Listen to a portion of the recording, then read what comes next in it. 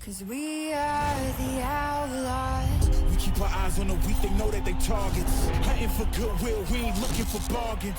Paredes to snap a 6-game losing streak against the Bombers for 52. The kick is on! Got it!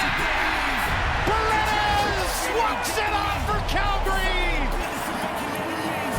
Touchdown, Alouettes! Who else? Tyson Philpott, his 4th touchdown of the season already. You know, I just love this team. We just find ways to win games, and we got a good wave we're riding right now. We got to keep the momentum going.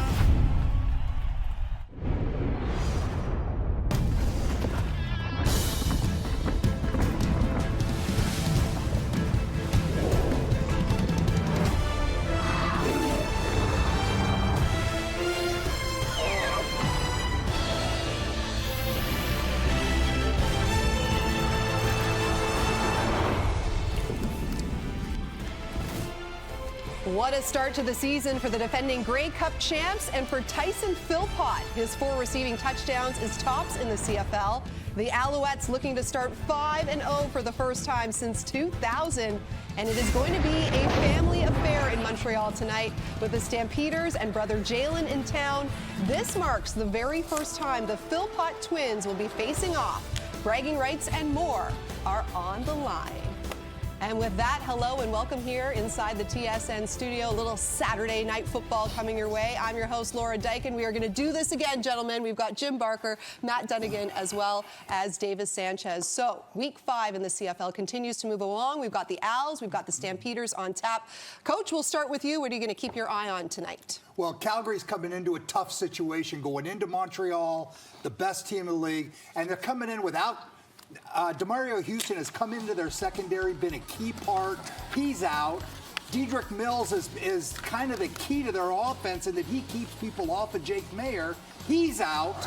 and a game-time decision is the best offensive center in the league, Sean McEwen. Game-time decision. So they're coming in a beat-up football team to play what's arguably the best football team in the league right now. And I think a large part of that best football team in the league right now is Noel Thorpe and his defense and what he does to quarterbacks and offenses around the league. He mixes it up and he makes the quarterback hold on to the football. That guy right there, Sankey, was a beautiful fit last year, midway through the season, getting the job done in the middle and shutting offenses down. So really, I'm watching if they can get to Jake Mayer. Yeah, they're going to have to make, Montreal's going to have to make some big plays on offense, whether it's, special teams, kick returns, or on the outside.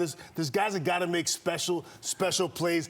18 points a game Montreal is allowed only. So for this Calgary team, whether it's kick return, whether it's the outside guy, Bagleton, someone's got to make special plays. Just they're not going to be able to duke it out with this Montreal team. Like you guys said, they're pretty good right now. Well, we saw yesterday in Winnipeg it was country night. Tonight in Montreal it is superhero night. Do you guys have your capes ready? Yeah. Ready? Well, we will see who will be riding to the that. rescue in this one. We are counting down to kickoff between the Stampeders and those Alouettes.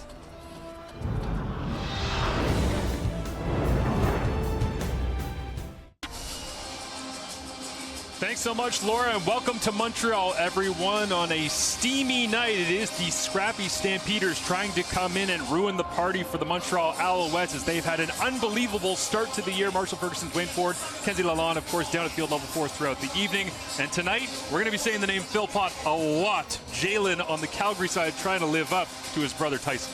Yeah, both these guys obviously have very bright futures in this football league. Tyson's had a little faster start, but keep an eye on Jalen. I think this is a young man, 5th overall pick in 2022, due for a big breakout, much like the one his younger twin brother by 7 minutes has been enjoying here in 2024. He's been amongst the league's leading receivers throughout the season, already a star in the Canadian Football League. So many similarities defensively for these two clubs in terms of statistical categories, and Jason Moss very excited about the brand of football he has established here in Montreal with Noel Thorpe as his defensive coordinator. And Dave Dickinson loves what Jake Mayer is about this season. Said he put the work in, came in a little bit lighter to camp, he's moving around a little bit better, and he's excited to see whether or not his team can answer the bell here in Montreal on the road as the Alouettes limited travel over the next while. They're 4-0 and 4 of their next 5 are home games. The lone road game is Hamilton. They don't leave the Eastern time zone until August 16th. So if you're an Alouettes fan, you live in and around, Lots of home football to be played as Jose Maltos, the Global, has it on the tee. David Cote out this evening, and we are underway Saturday night from Percival Molson Stadium, as it will be Peyton Logan in at running back and as a kick returner for the Stampeders, and bouncing off initial contact out around the 30, as we do welcome out Jake Mayer, who talked a lot with us this week about how he's feeling just better in this offense, Wayne. Yeah, Jake Mayer aiming to be more athletic this season. You mentioned coming in a little bit lighter on the year, spent a lot of his off-season focusing his training around footwork, quickness, change of direction, thus improving his ability to maneuver around the pocket and extend plays. Short area quickness was the term that Dave Dickinson used over and over again with us. And operating in this offense, it is essential, as Mayer locks in with Reggie Begelton in front of him. They'll begin off tackle, inside, go right back to Peyton Logan, who gets stacked up and turned around. That's Mustafa Johnson making the play.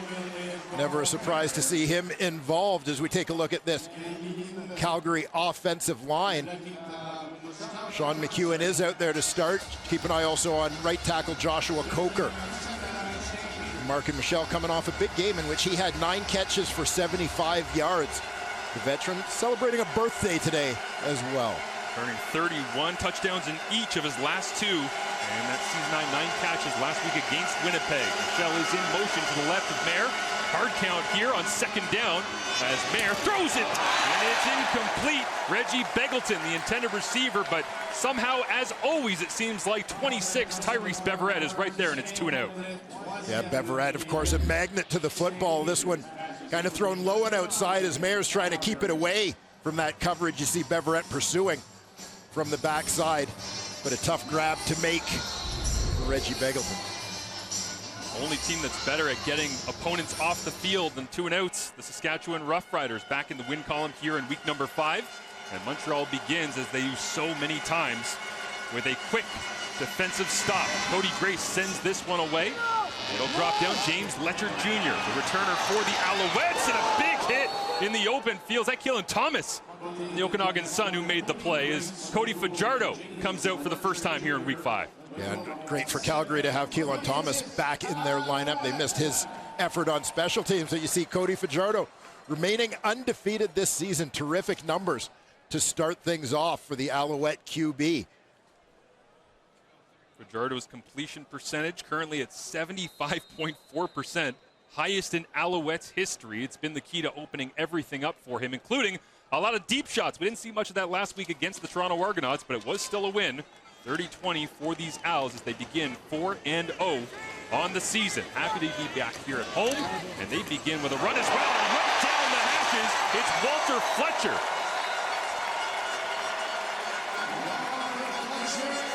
Some nice creativity on this run play to start things off. A little inside counter play to Walter Fletcher. Misdirection with Fajardo showing that sprint action to the right. They'll go for a gain of 19. You highlighted him in the opening of things here a little bit. Josh Donovan, right tackle, just washed that thing all the way down. So 1st and 10, Montreal just across the 55. They go right back to the running game, and it's going nowhere as Julian Hauser makes a great play. Let's get a look at the Alouettes starting offense. Yeah, and you mentioned that guy on the offensive line, Josh Donovan, right tackle. Took over this spot in training camp with Jamar McGloster on the injured list, replacing the veteran. I think he's been rock solid so far. Cole Speaker, the latest Alouette receiver to get hot. He went for over 100 against the Argos last week. Many weapons to try to defend when you're the Calgary Stampeders this week. We were in Toronto last week doing what an inauspicious 100-yard game from Cole Speaker. Just found a way, catch after catch, as Fajardo looks to his left, comes back over the middle, checks it down as Charleston Rambo makes the grab. That's just his 10th of the season. And Micah Awe right there to wrap him up. And I think all eyes were on Charleston Rambo coming out of training camp. Of course, everybody wanted to make the Austin Mack comparison, a guy out of a big school, a little bit of NFL experience coming in to this Alouette lineup. Charleston Rambo, he's been good, but he's been able to come along slowly because basically the entire receiving corps has stepped up as guys like Philpott, Julian Grant, even Speaker, a year older. a year more experienced than they were and taking on more of that workload. More than 50% of the targets just going to the tandem Canadians and Keon Julian Grant and Tyson Philpott as Joseph Zima sends this one away. Drops down. That's Bentley Sanders letting it bounce at around the 5-yard line. Hops on it. And great coverage down the field. That time Titus Wohl makes the play. The former Calgary Stampeder. Wonder how many defensive snaps he'll get tonight facing this man, Jake Maier. The Calgary starting quarterback consistently finding a way to get in the win column for the Stamps. 22-19 the final last week, the Calgary Stampeders, and Jake Maier getting the victory over Winnipeg as he was, again, pretty consistently being able to just pick his way through that Bombers defense. Yeah, and this is a big thing, I think, for Jake Maier, is there have been these flashes of brilliance for him at times in his career, and then some low points. It's a matter of finding that level of consistency, and I think Jake Maier has been pretty good in that regard through the first 3 games of 2024. 11th on the all-time Stamps passing list. Next up, his coach, Dave Dickinson, about 2 or 3 games away. We'll see what he can do here early on first quarter. They'll play action, flips this one out. That's Brooks making the grab, crossing the 20-yard line. And a nice chunk on first down this time for Brooks, who's been lightly used, but pitch and catch right there. Yeah, and you'll have to imagine a little bit of this play action and extension of the run game as you see with these short passes. Probably going to be a big part of Calgary's game plan tonight. You heard Coach Jim Barker mention in the pregame, Dedrick Mills out of this lineup. Obviously critical to so many elements of what Calgary does offensively, both running the ball and in terms of his pass protection.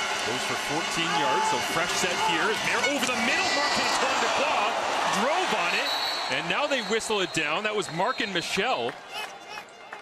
Little in-breaking route into traffic, and nobody covers more ground from free safety than Marc-Antoine Dequoy. He got there in time. Yeah, keep an eye right at the very top of your screen. Marc-Antoine Dequoy coming up with the big hit, such a presence. I would say in the middle of the field as he was in this instance, but you're bang on, Marshall. His range is absolutely remarkable. Usually the fastest guy on the field. This is a free safety who plays sideline to sideline. You're playing against Montreal. It feels like you got to throw that in-breaking route like 2 seconds earlier because Dequoy is going to be there no matter what. As Maier now steps forward on 2nd and 10, slings it out near the sideline, and the Montreal bench explodes in celebration. Najee Murray, great play. Well, not Najee Murray, the senior member, at least in terms of time with the Alouettes, of their defense, a guy who missed that Grey Cup run last season due to injury, but product of Steubenville High School in Ohio.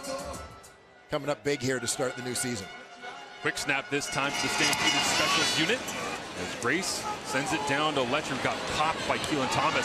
Catches it back at his own 30, goes to the wide side of the field, gets a block, gets the edge, has another block out in front, cuts it back, and wrapped up at the 45-yard line of the Calgary Stampeders, starting in their opponent's end. This man, Cody Fajardo, and the offense have done a wonderful job getting in the end zone. 9 opportunities starting at opponent's ends, 5 touchdowns. We'll see if they can add to it when we return. Cody Fajardo passed an 8-win streak of Anthony Calvillo back in 05-06 and 2002, and Tracy Ham in 96-97. He now holds the Alouettes all-time lead when it comes to starting quarterback to just keep winning thanks to this effort against the Argonauts. Yeah, and it had a certain feel to it for Cody Fajardo last week against Toronto. That was the last team that beat them in Toronto in the regular season last year. Alouettes have not lost since. They, of course, avenged that loss with a big win in Toronto in the East Final last year. Gerardo in the offense, I mentioned, great at taking advantage of these good field position opportunities. They catch a strike right here out near the sideline. Rambo makes another grab as it is another opportunity here for Charleston Rambo to get into the rhythm of things in a simple little sideline comeback. Yeah, may have actually had the first down when he caught this football, but gave it back trying to pick up some extra yards there. You see him catching the ball right around the marker. Pushed back on the play by Tyler Richardson, who's in at that corner for the injured Demario Houston. Caleb Evans in at quarterback here. Short yardage package on 2nd and 1. And he'll drive the legs and pick up the first down. Let's take a look at the Calgary Stampeders starting defense. Yeah, we'll keep an eye on Big Josiah Coatney. Made an impact in his first game, that defensive tackle spot, adding a little bit of beef to that lineup. Cameron Judge continuing to be one of the league's most productive defenders from his weak side linebacker position. As mentioned, Tyler Richardson out of Tiffin University is in at the corner. Demario Houston going on the injured list. And yet to see Cam Judge make a tackle. When he does, it'll be his 300th of his CFL career. As Fajardo deep drop pressure on from Mike Rose. He spins away as a flag comes out. And Fajardo uses the legs to get near the first down marker. He'll clear up the laundry here, but nice escapability that time from Fajardo. Yeah, the reverse spin out here for Cody Fajardo. See Mike Rose in the interior of that Calgary defense. He's a man who's going to supply the initial pressure, straight bull rush. Gets a hand on Fajardo, but you see Cody using his legs well. Illegal contact, Calgary number 27. 10-yard penalty, first down. So the run stands as Tyson Philpott draws a lot of attention and a little extra grab as well. We'll go against the former Alouette, Rodney Randall. Back in the Canadian Football League this year after exploring his options south of the border. Also spent some time as a Hamilton Tiger Cat. As the officials talking this one over, we get a look at Randall there. Actually fined for a blindside block this week from last week's game against the Winnipeg Blue Bombers. So back on the roster, back on the field, but a little lighter in the wallet perhaps. And part of this secondary that has been evolving for the Calgary Stampeders. And now Fajardo, they're done the conversation. 1st and 10. Just on the edge of the red zone. Blitz look coming from the Stamps. Fajardo throws right into it. Randall makes the grab and bouncing off tacklers inside the 10-yard line. Rambo packs a little bit of punch you don't expect for a guy of his frame at just 6'1", 177. Yeah, you're going to see pressure come off that side of the field. Great recognition and adjustment from Rambo. One receiver, he sees the blitz go. He knows he's got to make himself available right away to his quarterback. Whatever route was called to just to a quick slant. Nice connection there between he and Cody Fajardo. And Bentley Sanders, who you'll see number 40 coming in, that actually laid the greatest amount of contact that time on Rambo, is down, and that's significant because on the last special teams play, we actually saw Malcolm Thompson, the undrafted Wilfrid Laurier grad, go off the field slowly. So mentioned that back end for the Stampeders, and it looks like they're going to have to do some more juggling here as Sanders is down. So we will step away while they take a look at Bentley Sanders and make sure that he is no worse for wear.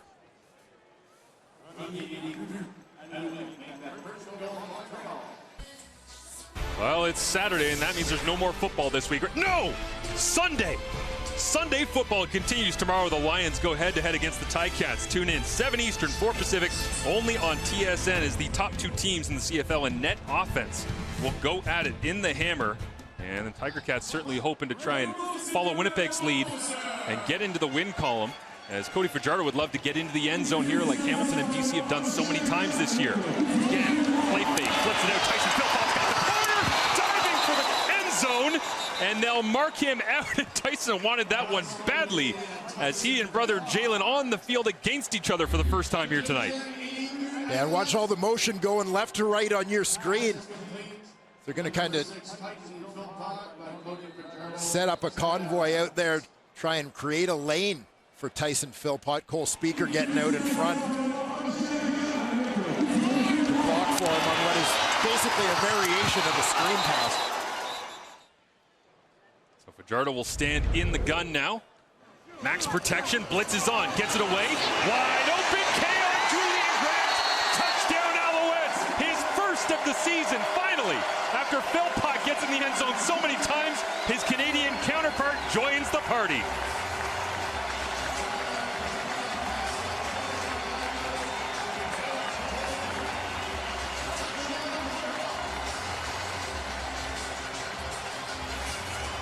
Okay, on Julian Grant.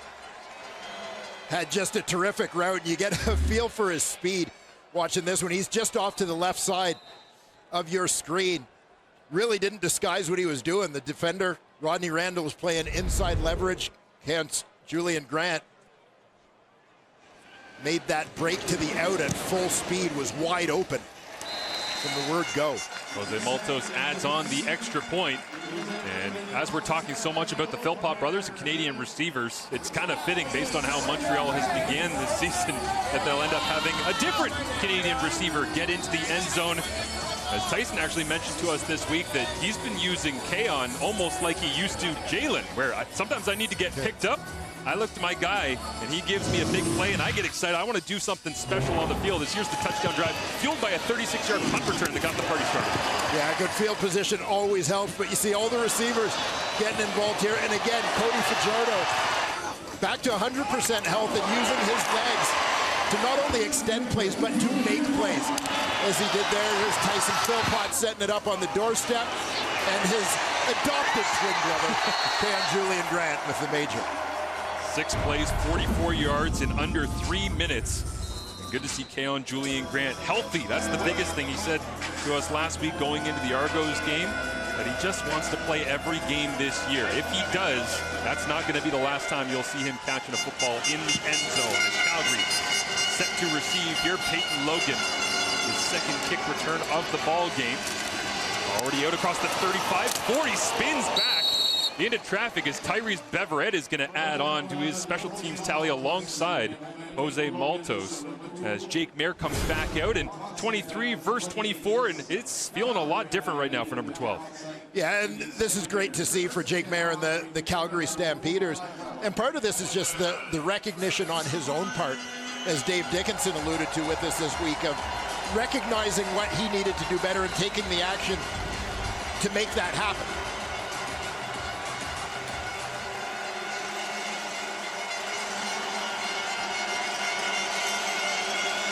There with motion around him and a former teammate in Isaac Adeyemi Berglund staring him down, hands it off.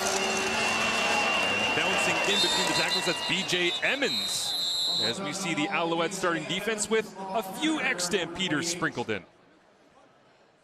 Yeah, and we'll expect to see a little bit more of Avery Ellis tonight. Sean Lemon suspended this week by the Canadian Football League. We'll talk a little bit more about that. Darnell Sankey, of course, looked at to provide leadership, former Stampeder in the middle of this defense. Deontay Ruffin, again, another former Stampeder, doing a terrific job at that boundary half spot. So Wesley Sutton has yet to play this season. The Alouettes haven't missed a beat with the depth they've accumulated. There, pulls it out of the running back's stomach, flips it out, and it is a big hit right there at the original line of, it's about 4 or 5 yards up, but Reggie Begelton got knocked sideways real quick that time, as Begelton does extend his game catch streak from 55 to 56. Last game without a catch was September 28th, 2018, but man, he paid the price on that one. Well, he sure did. Darnell Sankey flowing to the football on that one, plays the role of hammer to Begelton's nail.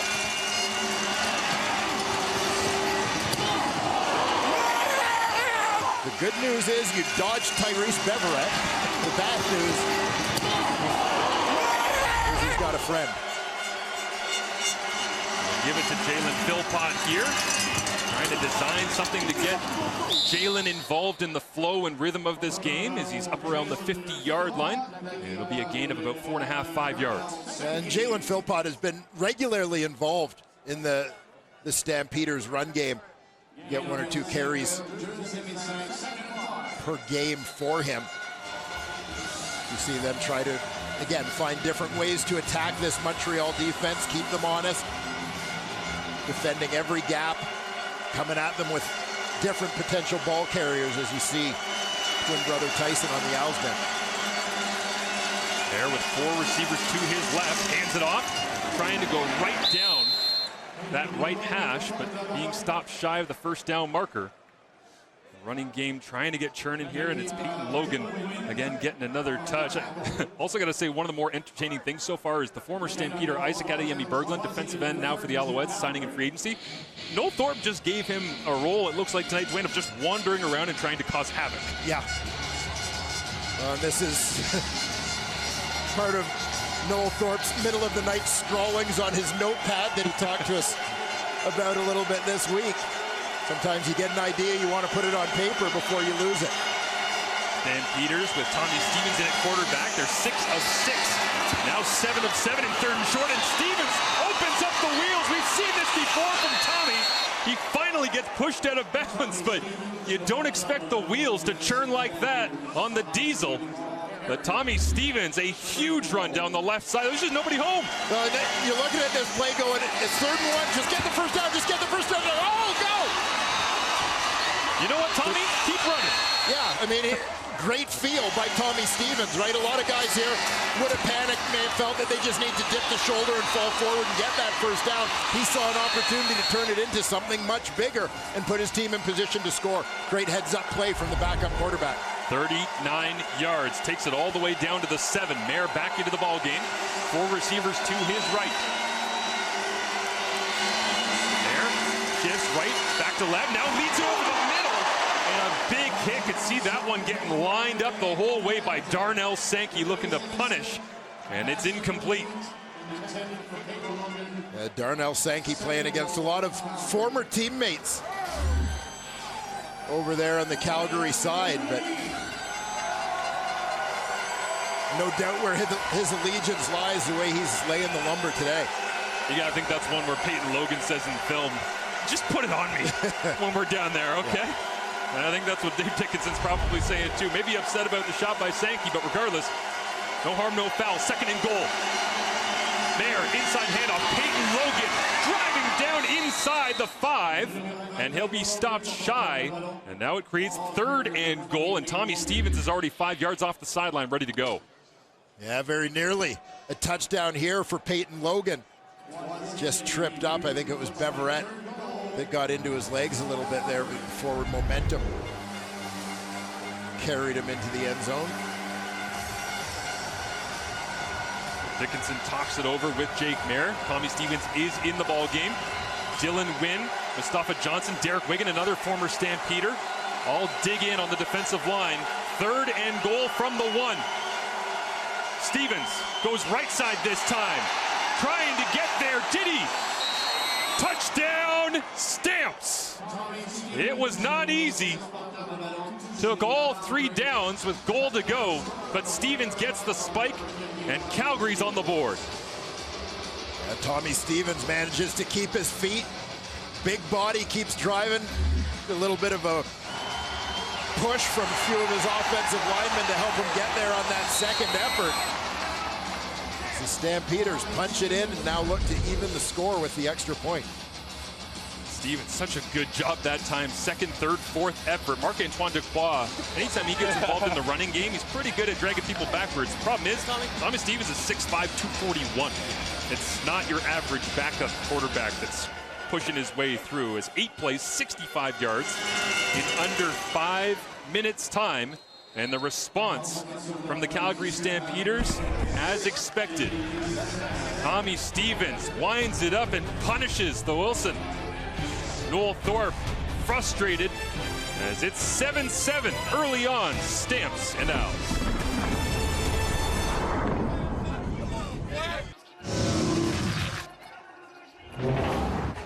Jalen, that's for you. Show me what you got this weekend. Let's go. Well, you only get to do this once. We hope we get to see it many, many more times throughout their history. But on the field against each other, Jalen and Tyson. Let's go down to Kenzie Lalonde with more.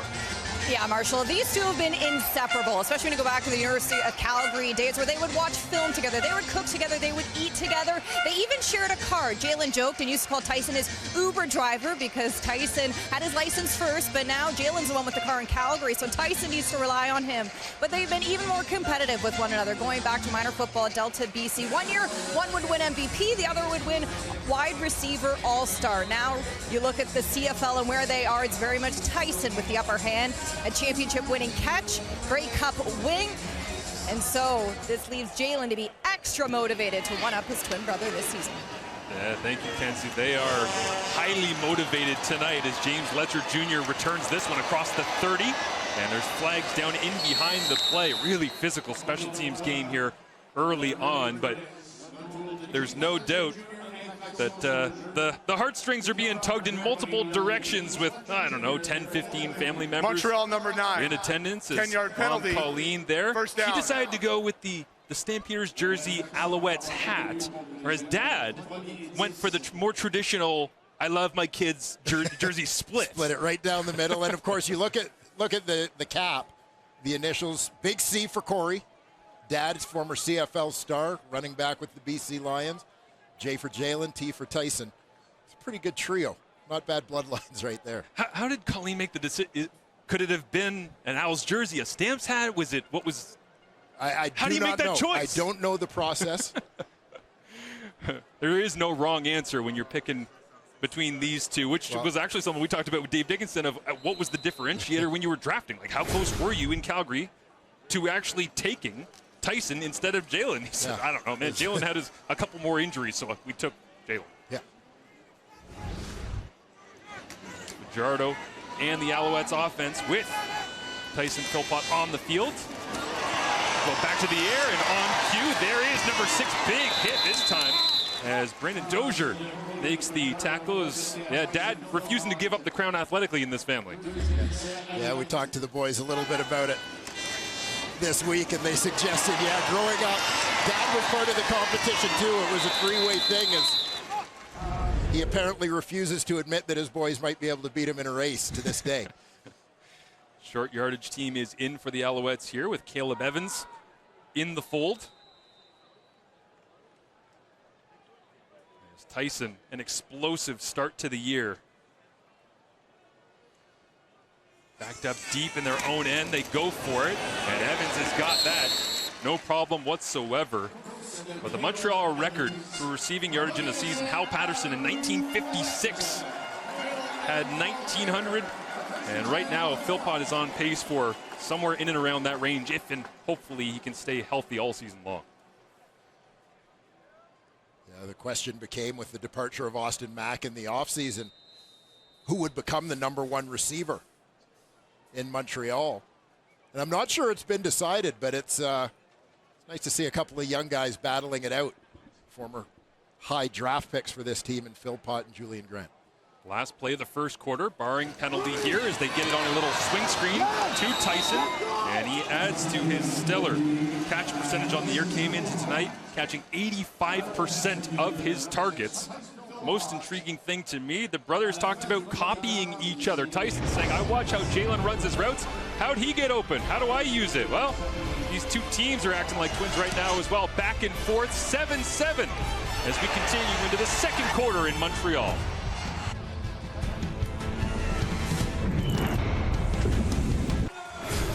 Well, these are the numbers after the first quarter of play, and I mentioned these two teams kind of acting like each other. They're both very high in a ton of statistical categories coming into this game frame, but when you look at the actual way that the quarterbacks have been acting early on and being so efficient and consistent, like these, it's not mirror images, but these two teams are taking on very similar roles in the CFL this year. Yeah, and obviously in a 9-team league, sometimes you're going to see things that work for one team being implemented by others. Montreal's success, not to suggest that it wasn't the way that Calgary was going to play with Jake Mayer at quarterback, but you're going to see a lot of similarities throughout various teams in the league with that quick passing game this season. Completion percentage at crazy rates across the CFL as a whole. Quarterback efficiency numbers as well. But a lot of short passing happening around the Canadian Football League, almost 2/3 coming under 9 yards. We saw that in the Argos Owls game last Friday in Toronto. There was not a pass beyond 7 yards depth in the first half of that game as Fajardo looks to his left, rips this one, and Tyson's just getting all the targets at this point. In breaking route, fumble, it's on the ground, and Calgary is on top of it. Trey Roberson lands on the football, and the rare Alouettes turnover. And you had a sense as Tyson Philpott caught this football that he was kind of heading right into the teeth of the monster. right here, the heart of that Calgary Stampeder defense where pursuit was coming from. Looked like Julian Hauser, the defensive end, running to the football as you always coach your D-line to do. Coming up with the big hit to jar that one free. And now the Alouettes on the board in a category they didn't want to, which is fumbles lost. They were the only team coming into week 5 that had not lost a fumble yet. And it will be a great field position situation for Jake Maier and the Stampeders offense. They've had 6 opportunities starting on their opponent's side of midfield. 0 touchdowns. See if they can change that here. Is taking it to BJ Emmons, flipping it out underneath. Markin Michel is wrapped up by Isaac Adeyemi-Berglund. You mentioned it as we see the short passing game once again, Marshall, some of the numbers, and one of the things that stood out to me as you look through the Calgary Stampeders statistics thus far, their team leaders in yards per catch this year, running backs Dedrick Mills and their fullback Lucas Robertson, who are both over 13, no one else even that high. They're stayed in here in short yardage, second and a full 2. They tried to go to the line quickly, but Montreal was not fooled whatsoever. And I think the desire for Calgary, when you think about the first quarter and how they scored their touchdown, I mean, that was the success of Tommy Stevens and the short yardage unit that you would think it would be automatic. Short yardage situation, you're going to bring them in. But they're trying to mix it up a little bit, keep Montreal off balance. That's taking a page from Noel Thorpe's own book. Yep. Right? Don't establish a pattern that they can predict what you're doing. And I think that's kind of what that short yardage attempt was about. Stevens and the Heavies dig in here once again. Leaning to the right-hand side. Had to work for it, but it looks like the spot will give him the first down yardage required as Sankey peels himself off the top of the pile, and Stevens signals yes, as the officials will follow. And with that big run that he had to the outside, you can just imagine the impact that that has on the Montreal short yardage defense, where typically, intuitively, you're thinking short yardage, everyone's just squeezing down to protect inside gaps.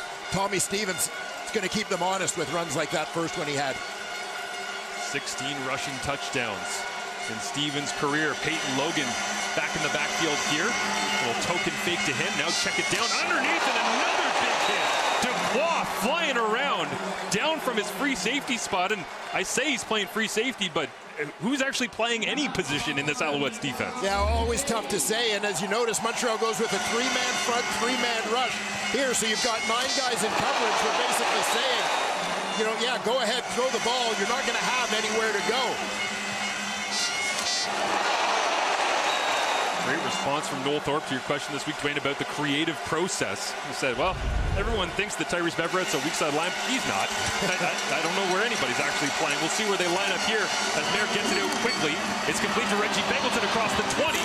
And Reggie dives down to about the 13-yard line. As Begelton, simple little pitch and catch, but earning it after making the grab. Yeah, and Calgary is going to go quads to the field side. Reggie Begelton, the inside man. The other 3 guys just setting up to block for him on the screen. They do a nice job of it, allowing number 84 to pick up the first down.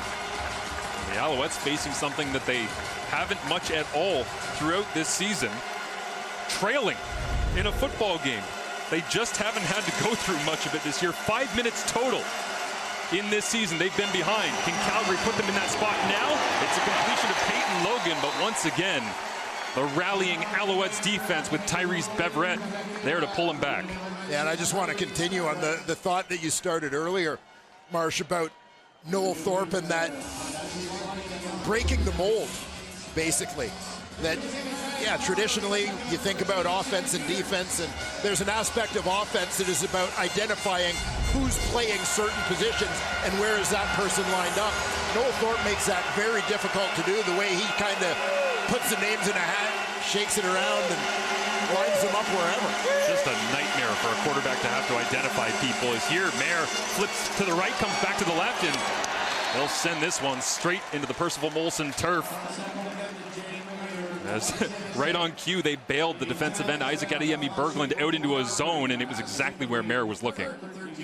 Yeah, that unexpected play based on the lineup. you expect just certain things to be open, right? You expect that DN to be open, or excuse me, DN to be rushing flat to be open. As a result, they drop the DN and take that away, and suddenly you're reeling a little bit as a quarterback. There's Rene Paredes, who had the walk-off last week against the Winnipeg Blue Bombers. As this one comes from 22 out, easy mode for Rene as El Matador adds on to his career tally. On a beautiful night here, Saturday in Montreal, 10-7 Stamps lead. An annual tradition unlike any other. Shark Week. As it is superhero night here in Montreal. It's weird that Mario and Luigi aren't sitting together. Some conflict that we don't know about. Falling out. Off the field issues. Unlike the Philpots. Fajardo takes the run, flips it out. Walter Fletcher takes the grab, crosses the 50-yard line and out to midfield. As Fajardo, the dual threat, leads to a 15-yard gain. There is a flag out in front of the Alouettes bench.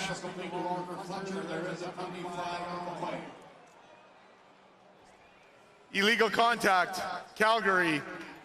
That penalty is declined. First down.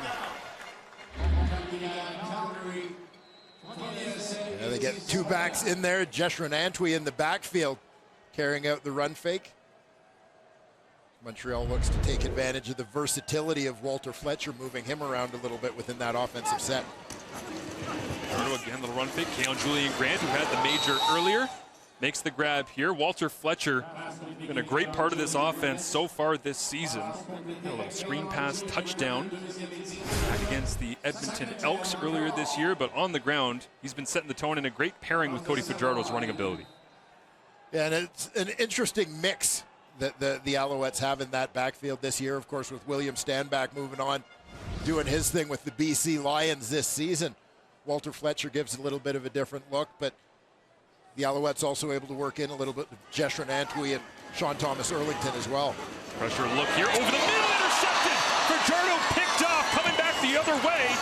The Stampeders get a block or two. It's Bentley Sanders. We saw him get dinged earlier. He was feeling his hand and trying to get the numbness to go away. Well, he can feel every part of that football. Fajardo, again, the rare interception. Looking for Reggie White. Bentley steps in.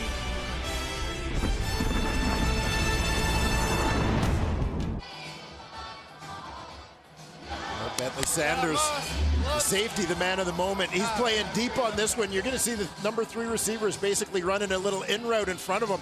Keep your eyes on the safety, because this is just a great read and break to the football.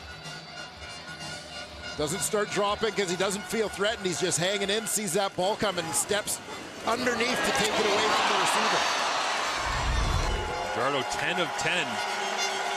Before that throw goes his 3rd interception of the season as Mayer takes to the right, turns back to the left, gets it into the hands of Brooks, turning back around the 45-yard line as a flag does come out. Teams with more turnovers this season are 3 and 10, and now the Alouettes on home field, they are down 2-0 in the turnover department.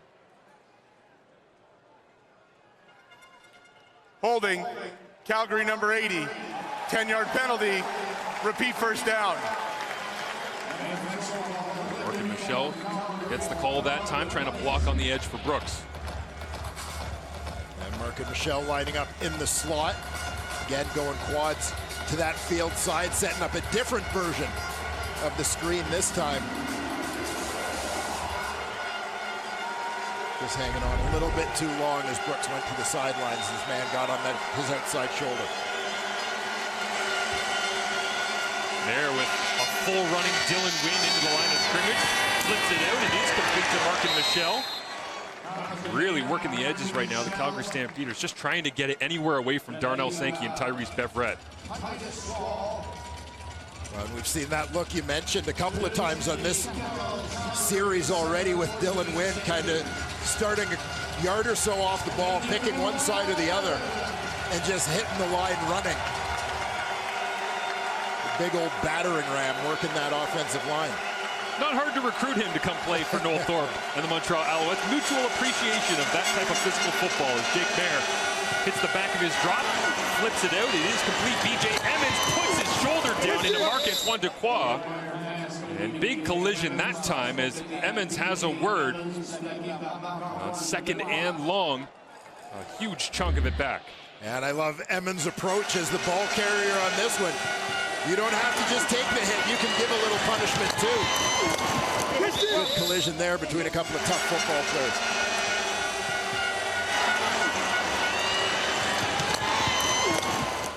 Pads are popping on Saturday night as Emmons out of Florida Atlantic University, 6 foot 224. Tommy Stevens in the huddle, and now Dequoy getting looked at. It's one of those hits that you see, and it doesn't matter what the shoulder pads can do to protect you. It's just certain amounts of contact that you are going to feel no matter what, as Emmons goes right into the kitchen of Tyrese Beverett and Darnell Sankey, who has a word. I'm feeling a little bit like it's the hockey mentality right now, right? One of your guys takes a big hit, somebody else is going to step up and defend them, and you know Darnell Sankey will take up that battle in a hurry. We saw Bentley Sanders kind of motioning the same way. You know, stinger is the term everyone uses, up into that shoulder and kind of get the tingling in the hand after big contact. And Sanders came back, got the interception, but Marc-Antoine Dequoy getting looked at by the training staff of the Alouettes. As the Owls a little bit on their heels here at home, will step aside as he gets looked at.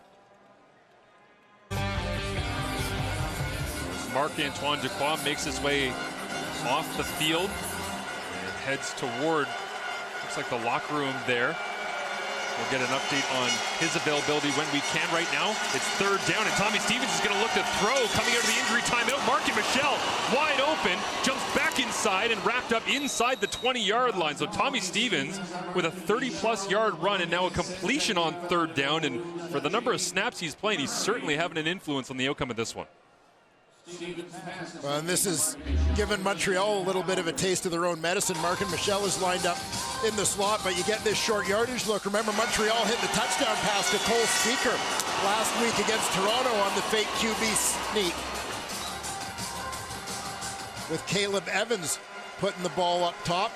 This time Tommy Stevens gets a chance to work the arm a little bit. Gain of 24, Jake Mayer back in as they go back to the Jalen Philpott running attack. Mustafa Johnson, great tackle that time, chasing down the inside run from Philpott. It's interesting how creatively they use him. We talk so much about this Montreal defense, but Philpott in the running game, not something you'd necessarily expect, but he runs it hard. Yeah, and this has always been a part of his game, and going back to their time at the University of Calgary, obviously you were going to get the ball in the hands of Jalen and Tyson Philpott any way you could. But even growing up there, a lot of times Jalen was playing some running back as well as receiver. 2nd and 3, Mayer gets it into his hands to Michel quickly. One-on-one with Najee Murray, trying to beat him to the corner as he gets popped out of bounds that time by Bryce Cosby. Got a lot of compliments from Noel Thorpe in our conversation this week as Michel looks like he's just going to be shy, and out comes Tommy Stevens once again. And when you talk to Noel Thorpe about the type of defenders he's looking for, things he talked about are obviously in a short CFL training camp when you're looking at new guys. One of the number one things is just guys who can pick things up quickly. Bryce Cosby obviously did that, but guys who frankly want to run and hit and offer some versatility, some flexibility. Cosby has shown that since jumping in at the nickel spot for Reggie Stubblefield. Tension high for the Alouettes here, down by 3, backed up in their own end. Third down, and Stevens goes the more prototypical way of the short yardage quarterback, pounds it down in around the 5-yard line. Well, I'll again go back to that first long short yardage run by Tommy Stevens in the first quarter. And you remember, he attacked the outside. Think the defense remembers it? Watch how they loosen up on this side when he starts coming laterally. See how Avery Ellis, the defensive end, just widens out and creates a gap for him. That play is huge in the first quarter, and you see the impact of it now. Trying to do anything to keep contained on the edge there, and easy mode once again for Stevens. Leans forward, 1st and goal from the 6. Hands it off, Peyton Logan puts his shoulder down, driving through Jeffrey Canton Arcou as the talented rookie out of Memphis gets just enough of Logan to stack him up shy of the goal line. Mark and Michelle, a guy who's best known for his receiving skills, a guy who's the Stamps leader with 9 catches last week, but he's going to do whatever you ask him to do to make things work in this offense. Veteran guy this time. Big collision there as he's being asked to come and block and seal off the backside in the run game. Good pop there on his former teammate Titus Wall, getting some snaps with Marc-Antoine Dequoy down. There stays in here on 2nd and goal for the 2. Snap, handoff, lunging to the end zone, but again, BJ Emmons can't get there. And now it's the longest walk possible in the Canadian Football League, all the way to try and figure it out on the bench. What are we going to do? And there's also an injured Alouette down, but Mayer was making his way all the way back to the coaches to sort out what is the play call here on 3rd and goal, with a chance to try and break the unbeaten streak of the Montreal Alouettes. We'll see if Calgary can do it when we return. Characteristic miscues from the Alouettes and the Stamps on. What's wrong, Paul? What's wrong? You didn't even get me in the shot. No, you're in the shot. There he is. We'll There he see is. Paul Relax, in Paul. halftime as Relax. well. Don't just play Relax. ball. Hey, come on, Paul. Let's see if the Stamps can get TV another for touch. 10 years. Classic Lapo. So Jake Mayer did the long walk over to the coaching staff, and it turns out he stayed. Tommy Stevens back in the ballgame. 3rd and goal from the Montreal 1. Stevens rolls to his right, decides to head north-south, and pounds it in. And Tommy Stevens' fingerprints are all over this football game. And this is a good run, good decision by Tommy Stevens. Once you get out on the perimeter, as you mentioned, Tommy Stevens, bit of a monster at about 245. Out on the perimeter, he's up against DBs, smaller bodies. He gets a good matchup where he recognizes, I've got the momentum, drop my shoulder, 95% chance I'm getting across that goal line. Good decision not to try and outrun him to the corner on that one, but just pick a gap and go. We don't say this much in any matchup, but just because of the size of Tommy Stevens, Darnell Sankey's got to be getting tired of trying to chase down the 3rd-string listed quarterback of the Calgary Stampeders. As Rennie Paredes, with pressure up the middle, Mustafa Johnson got it, blocks it, and now it looks like that is going all the way back the other direction. Is that Kabian Ento? It is, with Nafis Leon and 2 points. Maybe that'll spark the Alouettes. As Laura said at the 3-minute warning, a couple of uncharacteristic mistakes, but that time free inside the A-gap. Mustafa Johnson looked like it almost hit him in the face mask. He was there so quickly. Mustafa Johnson has been outstanding for Montreal on defense here in his 3rd Canadian Football League season. And here he gets it done on special teams. 94 put a dent in this thing.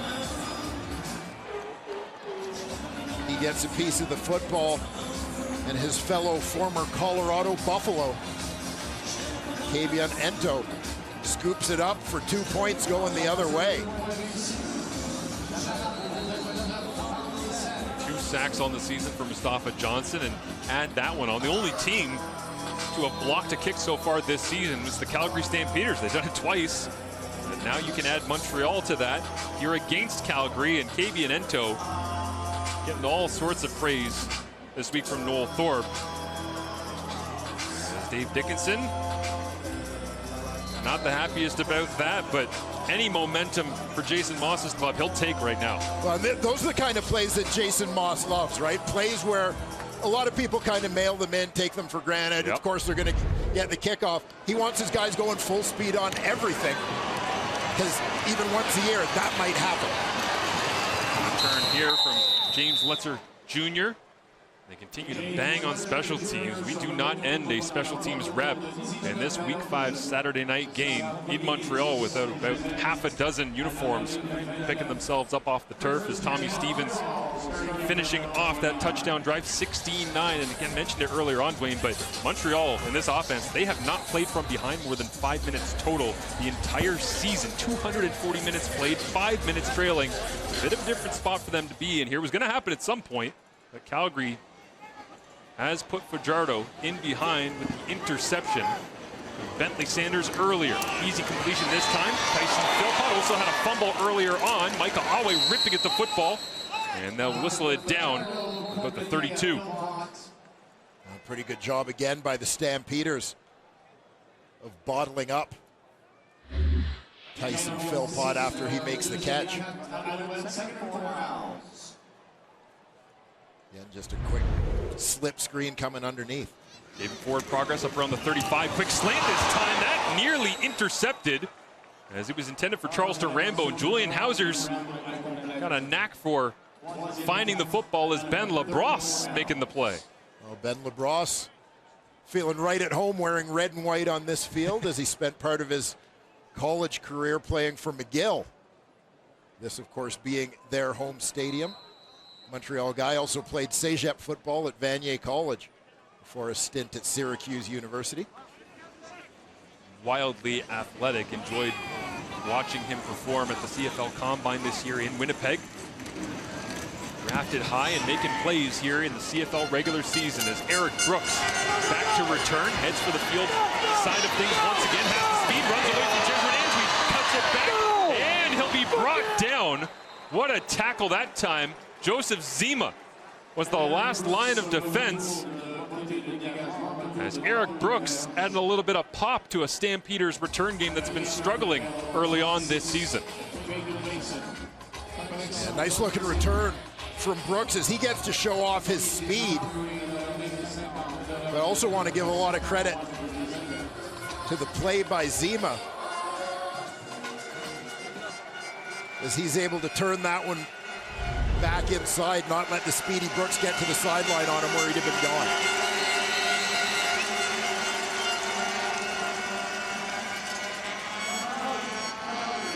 Calgary needs to take a timeout here. Dave Dickinson not happy about it as Jake Mayer and the offense will regroup.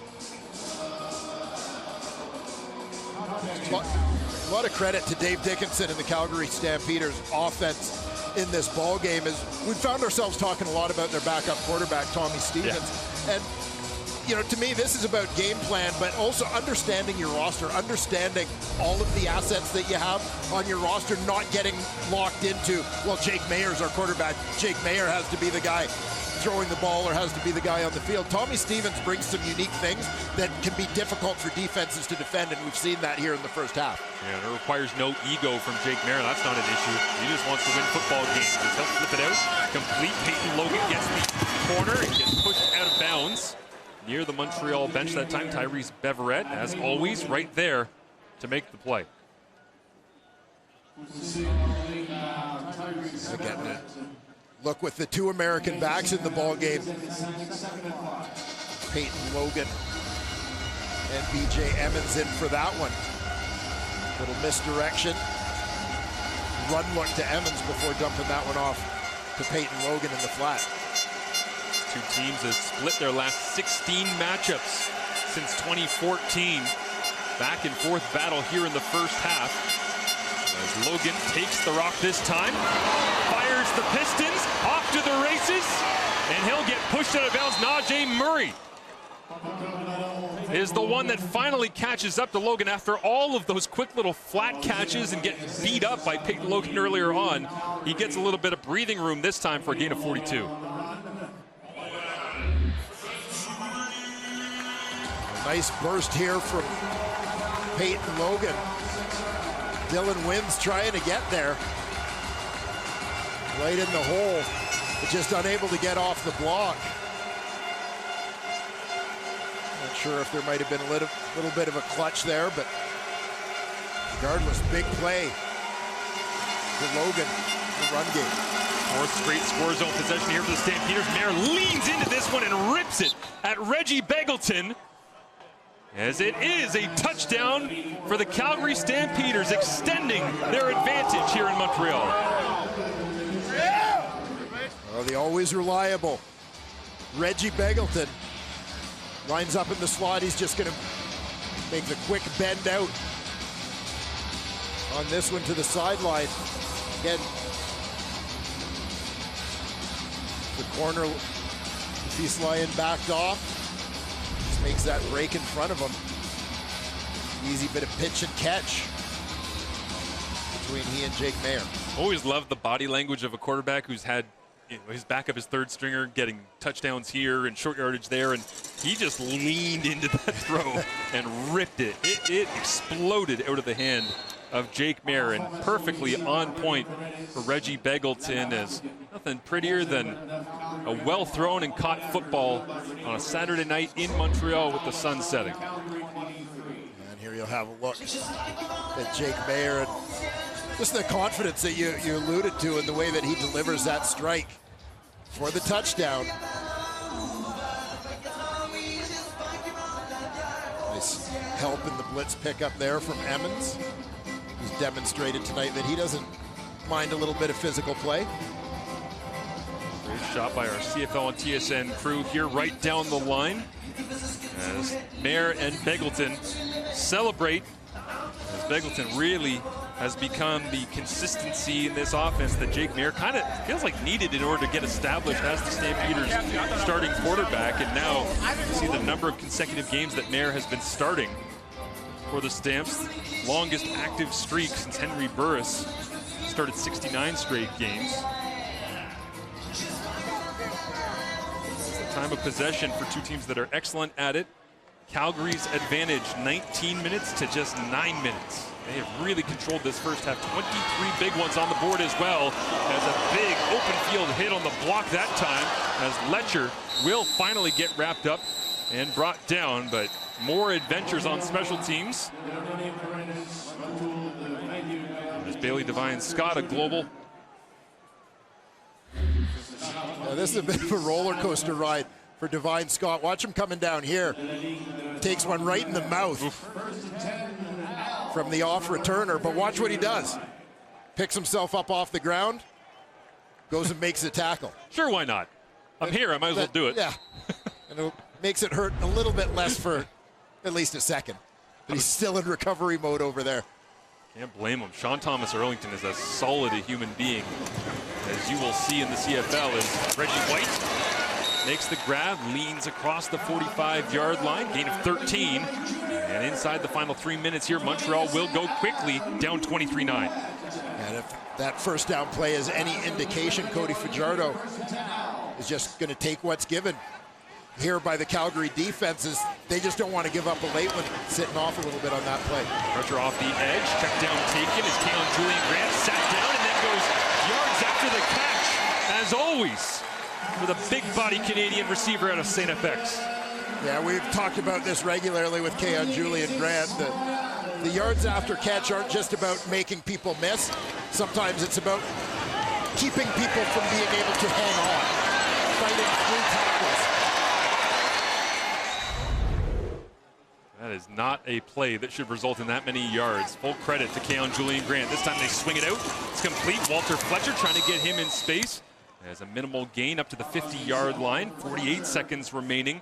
And what can Montreal gather from this drive?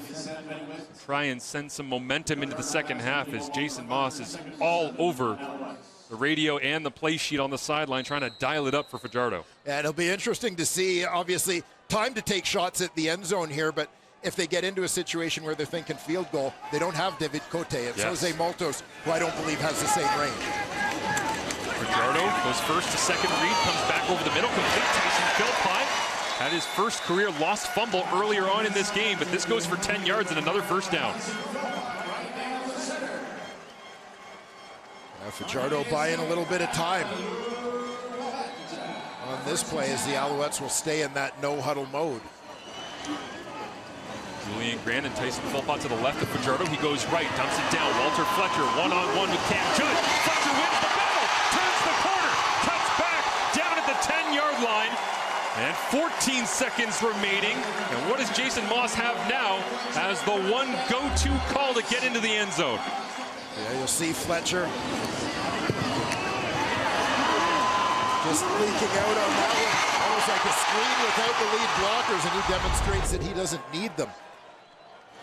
Fajardo pumps to the right, comes back left, check down, Cole Speaker, middle of the field. As the clock rolls, they do have those 2 timeouts in their back pocket. Second down. And do they have to send the kicking unit out? The frustration on the face of Jason Moss says they do. And you know, this is a guy who hates to settle.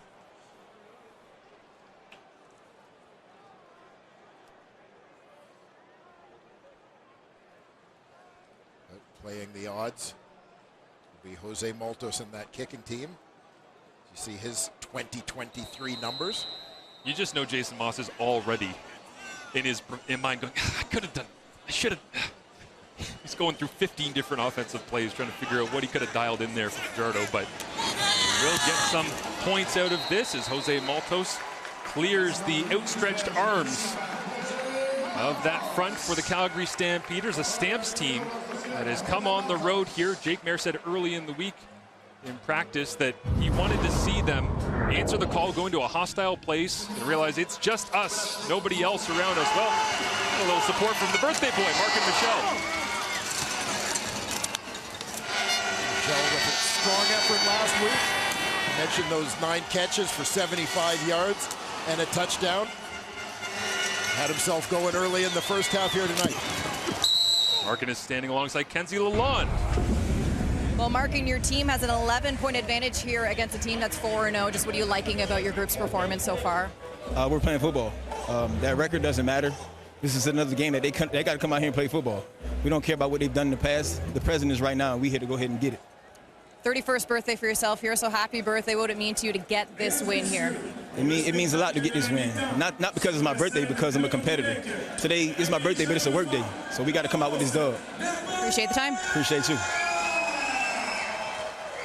LD, it's over to you. All right, thank you, Kenzie. And yes, the Stampeders making a statement there in that first half. The Alouettes, uncharted territory. We heard Marshall say coming into this game, they had only trailed for 5 minutes all season, Maddie. Yeah, and hey, good to have some duress and some pressure put on you in this ball game like here. See how they respond. I thought that was a great response drive, much needed at the end of the half there. But this game should be 24-10, but a 3-point Mustafa Johnson block convert flipped around Ento. But this is what Calgary, in my surprise, did to the best defense in the league thus far in this league. And that is really to play smash mouth football, great second down calls here, and then Peyton breaks free for explosive play. And that's what you're looking for. And next thing you know, after that block convert, here's Bagleton in the end zone. Jake Mayer looking comfortable. And that is not easy against this Montreal defense. I can't tell you. They give up 18.3 points a game. They scored 23 in the first half. And to me, this is impressive by Calgary on the road, making a statement against the best in the league right now. Yeah, with that Northrop defense, they're often bringing the dime and the will off the edges. That's you see a ton of that. But they're not always blitzing. They're not always sending more than you can block. They're dropping defensive linemen in order to make up for that. So it's not always a blitz, but they're bringing edge pressure. And Marshall talked about on the broadcast in the booth. Marshall talked about working the edges. You see this all game long. Dave Dickinson's done a great job. He's working the edges, working them horizontally, and they're outnumbered out there. If you're bringing the will and the dime over and over again, and you're dropping guys from the interior, that you're either even outside or you're outnumbered out there. They're doing a heck of a job with that. Also, when you have Reggie Bagleton and Mark and Michelle, 2 grown-ass men, strong guys willing to block on the edges, they're either getting the ball in the screen game or winning physically on the edge for the screen game, and that's been the difference. Michelle just said it. I don't care what they've done previously. They got to play us right now, and Calgary's out physically Montreal. Well, we've talked a lot about Noel Thorpe and his defense. I want to talk a little about what Brent Monson did this first half. He found out early how to defend Cody Fajardo. He's going to blitz him here. He's going to bring pressure. Second down, he brings blitzes. Cody avoids it. When you blitz Cody Fajardo, he is a veteran. That's what he wants. Here, they're going to bring 8 defenders. They're going to rush 8, and Cody's going to be calm, throws a touchdown pass. He did not blitz after that. Now he's going to sit on 2nd and 10 in a nice soft zone, and Cody's going to complete the ball for 5 yards and then a fumble. and they're going to recover the fumble to move on. And then here, same thing. They're going to rush 3 on this one and allow everybody else to sit back and force Cody to slip it into the zone. And again, they get another turnover. So I give Brett Monson a lot of credit. He never went back to blitzing after he got beat on those early 2. So it was I thought it was a great effort by him. Yeah, and a great match of the minds. All these coaches, OCs, D coordinators, just getting after it, and well-executed football on the field. It's been a great first half. Stamps not intimidated one bit as they are looking for their first win on the road this season. But we've seen with Montreal before, lots of football left to be played. We know which way it's gonna go. We know. We've got it. Greatness in our bones. Greatness. We'll find out when it's time to show. You said secondary. We're legendary. Never secondary. We're legendary.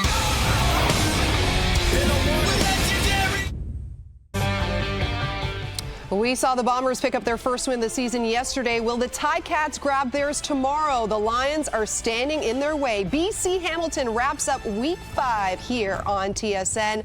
Time now for Coach's Playbook with Paul LaPolice. And Paul, it's going to be a cat fight in the Hammer tomorrow night.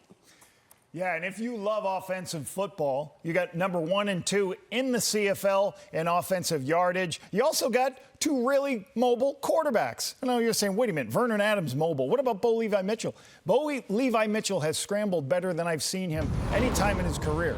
Asking him that question yesterday, he talked about Scott Milanovic really helped me making sure when I'm at the top of my drop, I go to the next read or I start to scramble. And that helps your protection. It helps create plays like this one to Tim White. It's certainly an opportunity for him to be able to create, and I love what he's doing here. He's been his whole career, he's been somebody who's just chucked it downfield, waited and waited. Now he's using his legs, and it's really helped. That one's an on-time throw. You can see just gets back to the top of his drop and throws it. This is one of the last drives of the game against Ottawa when they went down and took the lead. And I love this. Just the ability to create with his legs is a nightmare for defenses. And I think that's a great addition to his game. Now, for the BC Lions, you're not going to stop Vernon Adams and their offense, but they are the worst in the Canadian Football League at scoring when they get in the red zone. So Ham's just got to give up the yardage, keep him out of the end zone. Hey, I can't wait to see the game. Sunday Night Football, right, in the summer. Laura, I'm on the sideline. Maddie's calling the game. Nothing better. Let's go. That is a beautiful combination. Yes, it could be a high-scoring affair tomorrow night in Hamilton, while Calgary's offense having its way so far with that stingy Montreal defense. The second half gets underway right after this.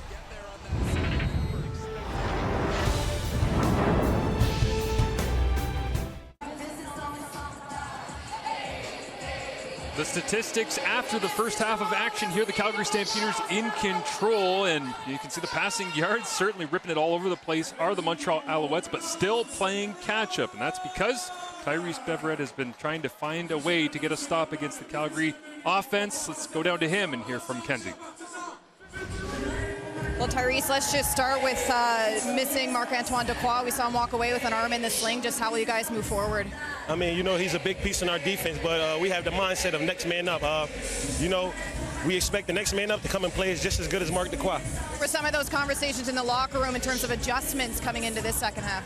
I mean, it's just the challenge we've been waiting for. I mean, and I have faith in my guys that we're going to answer the challenge. I mean, nobody never said it was going to be given to us, so we got to go out there and take it. Appreciate the time. Appreciate you. Calgary's last 4 drives, touchdown, field goal, touchdown, touchdown. There's not been a whole lot of that in the Montreal Alouettes defense through the first month of this CFL season, but Tommy Stevens playing into it, and a big chunk there from Peyton Logan, but they weren't done there. Yeah, just finding ways to get it done. You know, you think back to what Jim Barker had to say in the opening of this game, talking about Calgary missing some key parts, and the offensive side of the ball in particular. Dedrick Mills out of this game. We've seen Peyton Logan step up.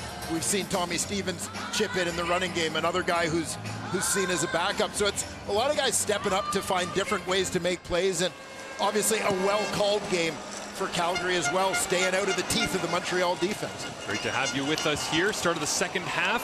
in week number 5 as Keelan Thomas makes another special teams tackle there. And there's a flag down in behind the play, but Cody Fajardo and the offense, really the biggest thing getting in their way has been themselves in a couple of turnovers. Yeah, Calgary doing a good job holding on to the football. You saw the time of possession almost doubling Montreal up, but turnovers playing a factor in that. You see Bentley Sanders with the interception earlier. Was Trey Roberson with the fumble recovery after Tyson Philpott lost grip on that one. So a couple big plays defensively for Calgary in addition to what they've been able to do on O. Wild to think that Fajardo is trailing when you're 17 of 19 as the Als 9 straight regular season wins. That's a new Montreal record, 12 straight wins overall, which is their longest total ever. And they're also plus 13.5 points in scoring differential. Highest for the club since 2009 when they were at about 15 points by the end of the season. It's been a charmed start to 2024 after the 2023 Grey Cup Championship, but up against some adversity here. We'll see how they begin. Fajardo gets it on the edge to Keon Julian Grant and steps out of bounds along the sideline as we see just exactly what Cody Fajardo has been able to do over this 12-game stretch. Yeah, just fantastic completion percentage. I mean, obviously, you see the touchdown to interception ratio, looking after the football. He settled in. You know, I mean, he came here knowing Jason Moss's system with the two of them having previously been together in Saskatchewan, not necessarily having familiarity or even consistency in that receiving core. But once that was developed, he really found his stride and has just kept on a great upward trajectory since. Takes a shot this time into the heart of the Calgary defense, and Reggie White Jr. did well to hang on to it. Micah Awe right there in between Brandon Dozier as well, but first down, Alouettes. Yeah, credit to Reggie White on this one. As you see, this is just going to be a car wreck after he catches the football. Bodies converging on him. Watch White's head get jolted around here a little bit on impact, but just squeezes that ball in tight to his chest, making sure he looks after it with that first down yardage. The large eyes when you see number 7 in red and white headed your way from his middle linebacker spot is Fajardo. Isolated Tyson Philpott one-on-one against Trey Roberson, and Roberson wins that battle, incomplete. Yeah, the veteran Trey Roberson locking this one up. Pretty good misdirection play. Montreal was pulling offensive linemen, made it look like a run play out to the right and then throwing it backside. Roberson with the fumble recovery earlier on the Tyson Philpott fumble. That was his 16th career takeaway. He's consistently one of the best defenders in the entire Canadian Football League. Pressure coming here. Fajardo gets it away underneath. Walter Fletcher trying to make something out of nothing there as once again Micah Awe cleans up the pile.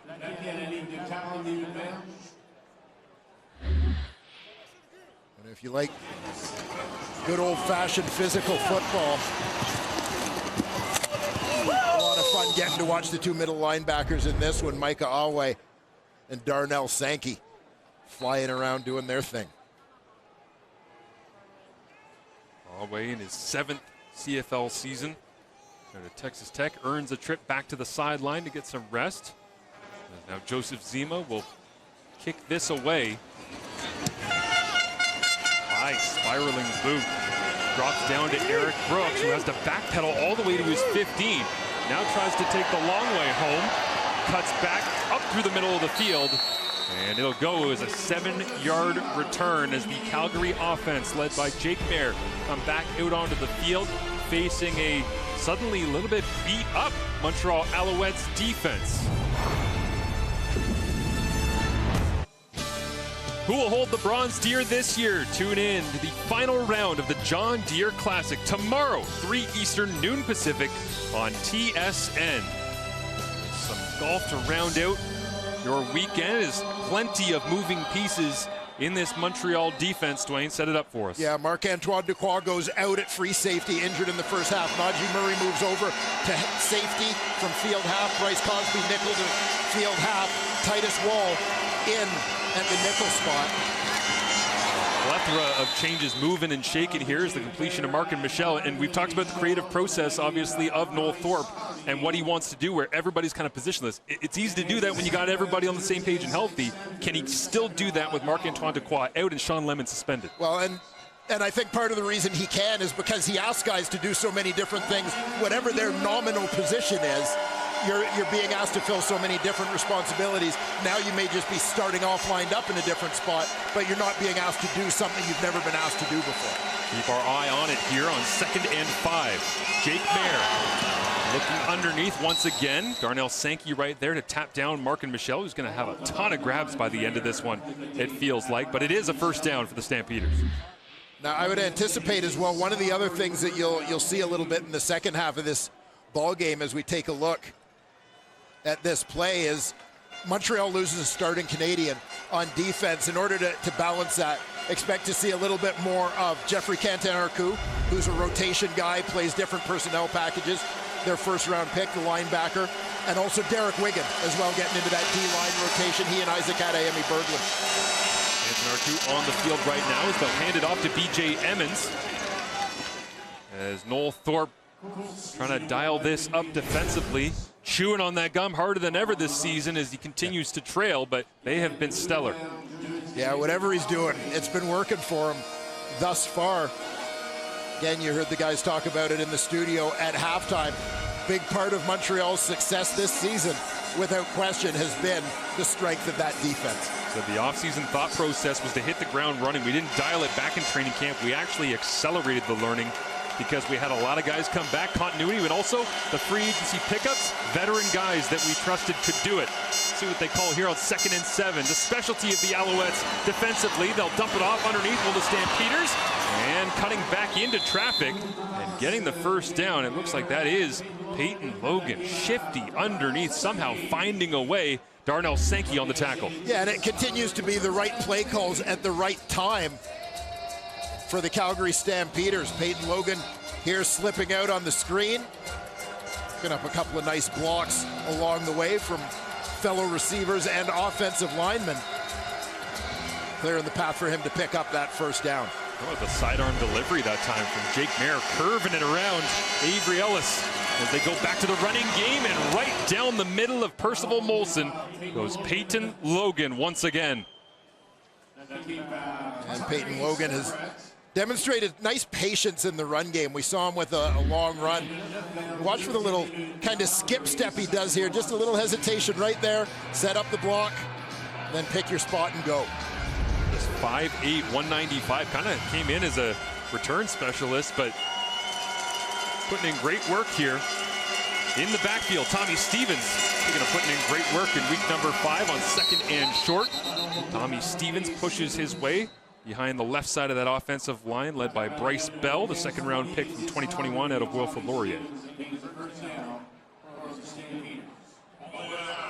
The Tommy Stevens unit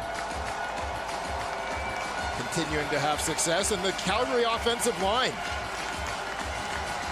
winning most of their battles tonight against a tough group. Sean McEwen, one of many former Calgary Dinos across the league, leading the way for that group. A couple of former Argos centers here tonight. Justin Lawrence for the Alouettes and Sean McEwen there for Calgary. Little pump going down the field, left-hand side. It's a back-and-forth battle. Flag comes out. Nafis Leon up against Eric Brooks as Leon is saying, what? Is that going to go on him? No. And you'll see it's a matchup on the outside between wide receiver and corner. Number 8. Ball be placed at the spot of the foul. First down. And it looks like as the ball is in the air, there you see Lyon, a little grab and impeding the receiver's forward progress before he peels off to try and get the ball. There you see left hand clearly grabbing the shoulder pad before he falls off to try and make a play on the ball. As Nafis Leon, the highest graded defensive back by Pro Football Focus in the opening month of the CFL season. That one's not going to help the grading process for PFF, but he does end up digging back in on 1st and 10. Ball now down to the 25. Calgary barely got lined up correctly. This time they'll float a little screen out to Reggie Beggleton, and right there on the spot, Nafis Leon back into the play as Avery Ellis helped him out, flying out from his defensive end spot. Yeah, you can see this screen setting up for Calgary. Going to hold those blocks briefly. Keep an eye on Avery Ellis, though, on the left side of the screen, as he just falls into coverage in behind, which puts him in position to make the play. As the rest of the D-line is rushing upfield, sort of getting sucked into the trap. But the play call put Avery Ellis in the right spot. Jake Mayer, after a loss of 2, 2nd and 12, bounces around the pocket, rips this one. It is complete. Mayer takes a big hit as well. It was Jeffrey Canton-Arcou that rocked him pretty good that time, getting more reps. You called it, Dwayne. That is the ratio alteration made as the rookie out of Memphis gets a pop in here on number 12. Yeah, he lines up. That left A-gap coming late. Take down the quarterback, but I mean, this has been an impactful young player in his first year. Not a starter per se, but again, in the interchangeable, movable, versatile pieces of this defense, he's been a great fit and has really earned his opportunity. And Dave Dickinson throws the challenge flag, trying to get the attention of the officials. And he's going to ask for them to look at likely roughing the passer here, thinking that it was late.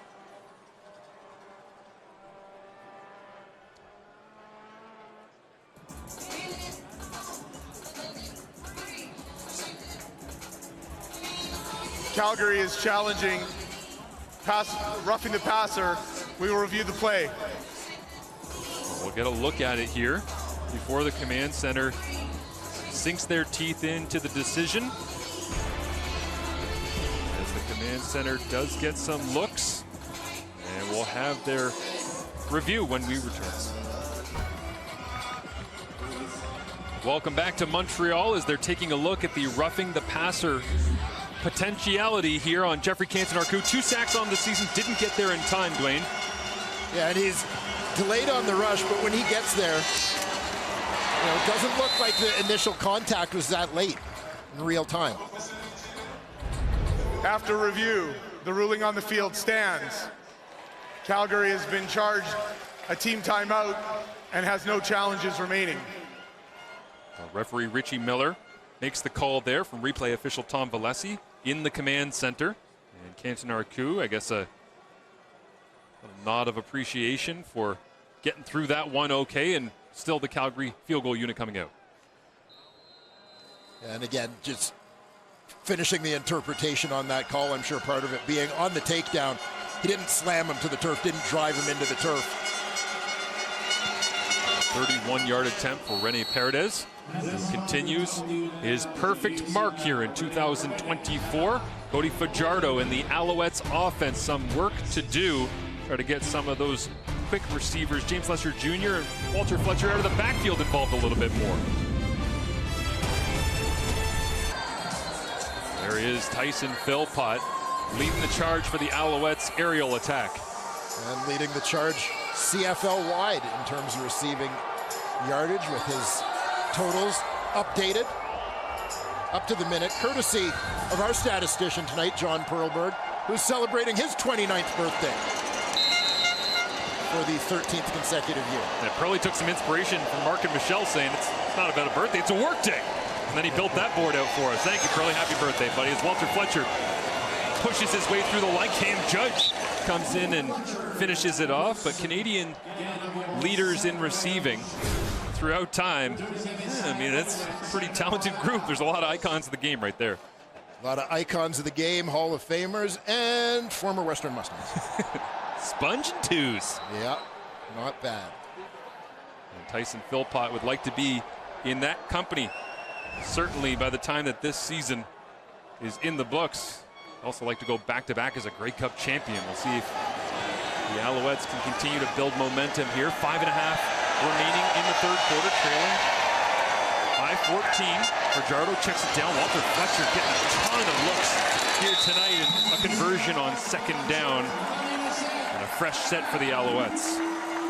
Yeah, and I think part of the mission and a big part of Calgary's success here today has been about preventing the big play, right? They don't want to let that one go over the top. As Montreal has shown, they've got different ways of getting it done. You think back to the Ottawa game a couple weeks ago, it was all about the big play.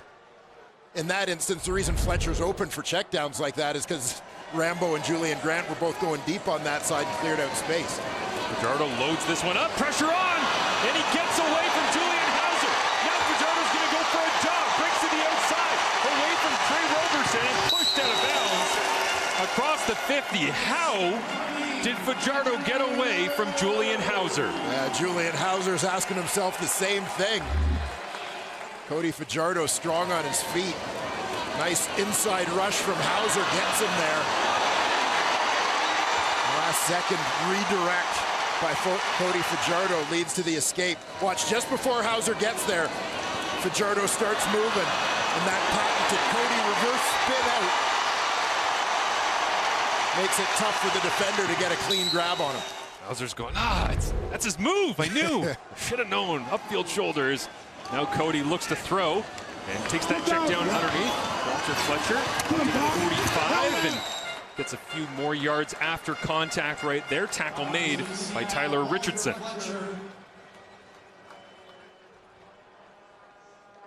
And Walter Fletcher's busy night continues here.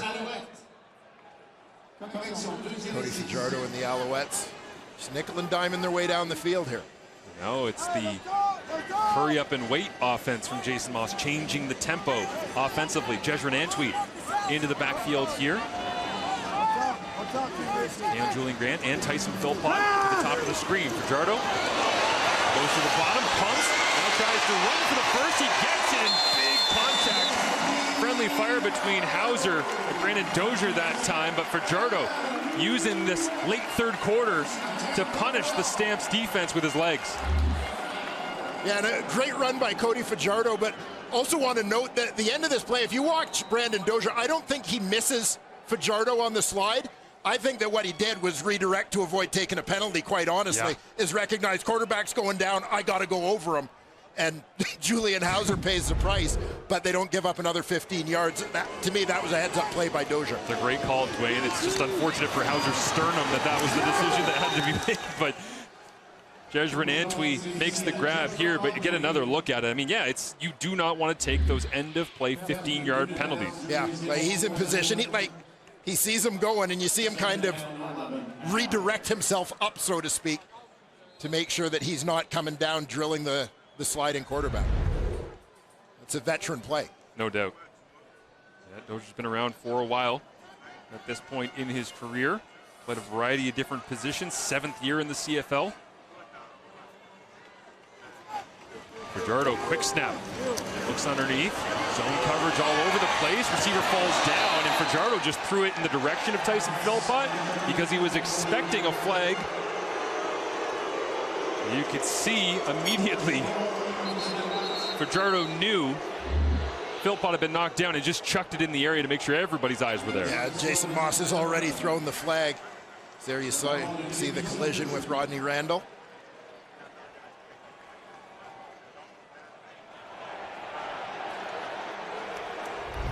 Montreal is challenging pass interference on their receiver number 6. We will review the play.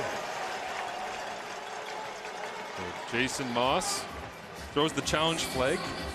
2 of 3 this season. All 3 of those challenges on offensive calls. At a 4th, the command center takes a look.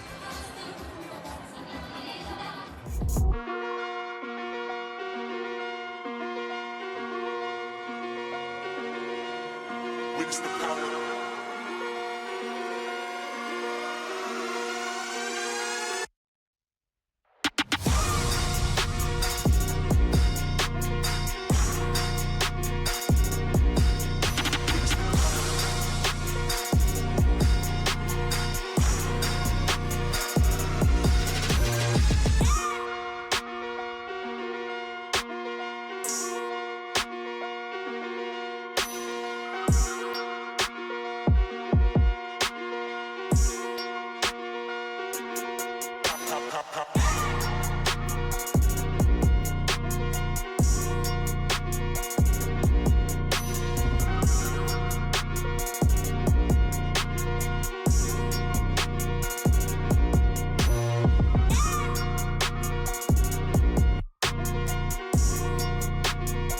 Taking a look at whether or not there is defensive pass interference against the Calgary Stampeders. Rodney Randall Jr. in coverage. Tyson Philpott kind of saw zone, stalled, ran into him, and Randall was welcoming the contact downfield. The question is, I guess, was the football in the air by the time this happened? Yeah, my initial feeling was that the throw I thought came after that, but here we'll see.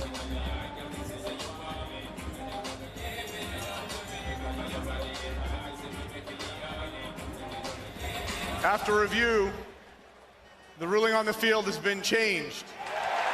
Pass interference, Calgary, number 27. This is a 10-yard penalty, first down. Dave Dickinson with a, okay. Jason Moss now 3 of 4 on the season. They were not strong in the challenge department last year, but upping his career challenge mark as a head coach in the Canadian Football League. So it is a fresh set of downs. Tyson Philpott gets the call after review. And Fajardo looks to throw, and he rolls himself right back into the waiting arms of Mike Rose, who's been close a whole bunch tonight. And I guess that's the downside of the patented Fajardo blind left-hand spinning move. Illegal contact, Calgary, number 40. 10-yard penalty, first down. Bentley Sanders, the earlier interception, has the call go against him.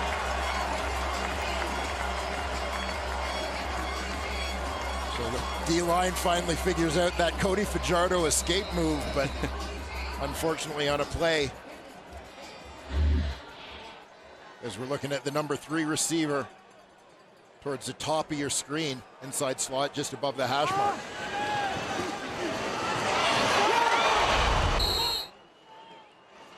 Antwi in the backfield for Montreal. Fajardo escapes pressure again, rolls to his right, throws it down the field, and almost the one-hand snag from Antwi. University of Calgary alum against the Stampeders here in Montreal, but it's incomplete. And Cody Fajardo got out on the perimeter, and it was one of those where you're wondering, should he keep it and run or look to throw? He saw Antwi in behind a defender on the sidelines. Elected to put it up there. Probably could have floated that one just a little bit more, led him deeper into the end zone. But with his own momentum going forward, I think that resulted in more heat on the ball. And play the drive here. Fajardo winds this one up, and it hits a wall into traffic as Hicks makes the play to knock it away. And Clarence Hicks will lead to the field goal unit coming out for the Alouettes, is now a couple of times down inside the 20-yard line. Montreal having to send out the kicking unit. And there you see Clarence Hicks had an interception for Calgary last week. This time just hanging at the line of scrimmage, spying the quarterback. Able to get a hand up in that lane. No INT this time, but a big play nonetheless as it forces the kick team onto the field. As one of those unique body types on the D-line that fits in the CFL, and you wonder what he might develop into up here as Jose Maltos continues to fill in for David Cote and make the play. And Fajardo shaking his head, watching on the tablet there on the sideline. I do wonder whether Jason Moss, at the end of the first half, maybe regretted not having what he wanted to call in or the way it was executed. We probably went in at halftime, looked at, okay, next time we're down inside the 20, I want to run blank. Yeah. Got down there, calls it again. Knocked down, right? I mean, that's the frustration of a coach where it's, we should have more points on the board right now. Yeah, definitely some opportunities for the Montreal Alouettes. Two you mentioned standing out there, despite Calgary having kind of carried the time of possession in this football game.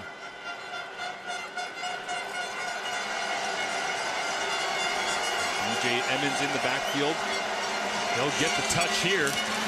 Right into a wall up front. Defensive line for the Alouettes. One of the best in the CFL.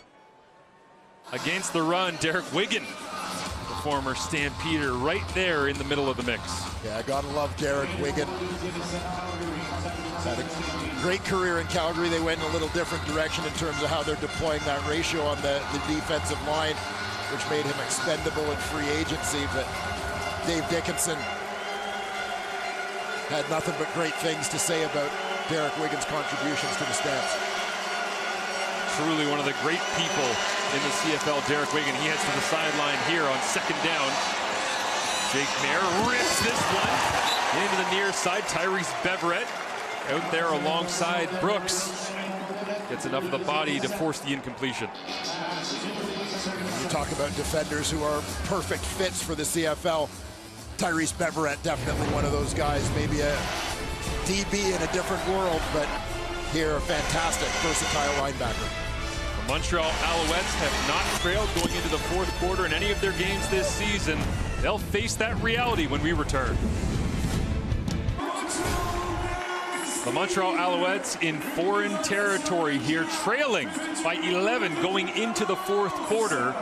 What do you expect from this Alouettes club coming up in the final stanza? Well, I expect a battle. This is a team that has developed a lot of confidence, obviously, over the course of their win streak. But let's bear in mind, they've found different ways to win. So adversity, whatever the situation, I don't think it's something that they're going to find daunting, and especially playing here at home. What's going to be interesting, and it jumped out at me when we looked at the statistics for this football game, the Calgary has far more rushing yards than they do passing yards in this ball game. The pass game, they've been efficient. They've worked the short game and so on.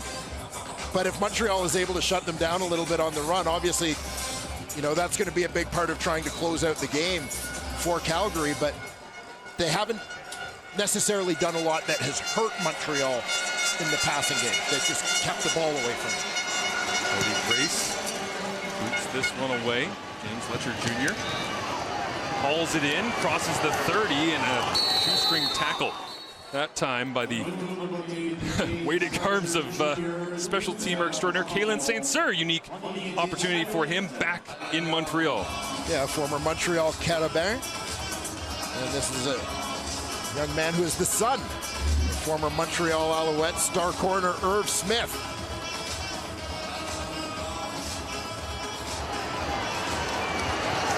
Big body DB. And a chance for a homecoming here. That'll make his week.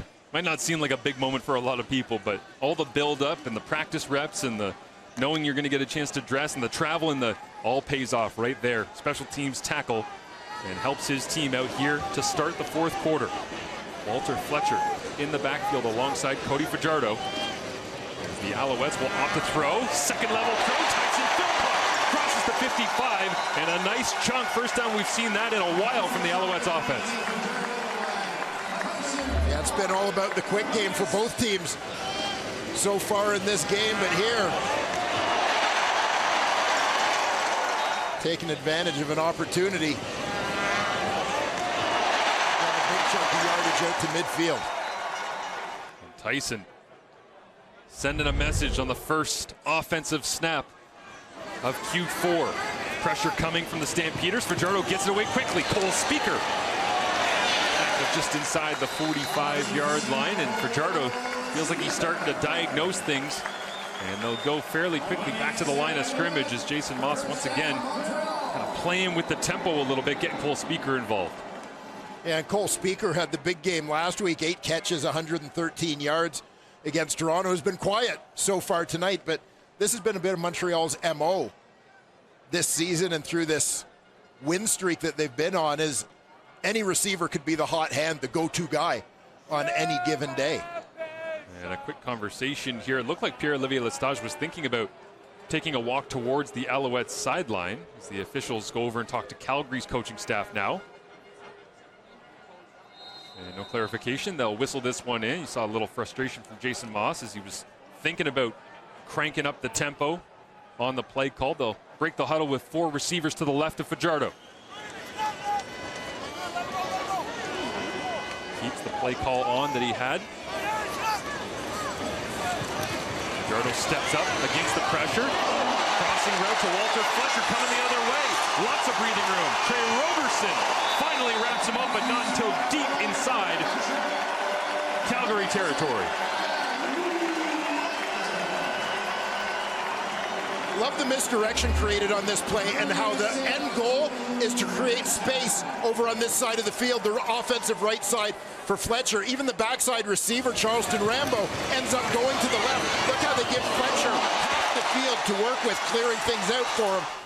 Create a little bit of traffic for those trying to cover him. And let him turn that into a big play.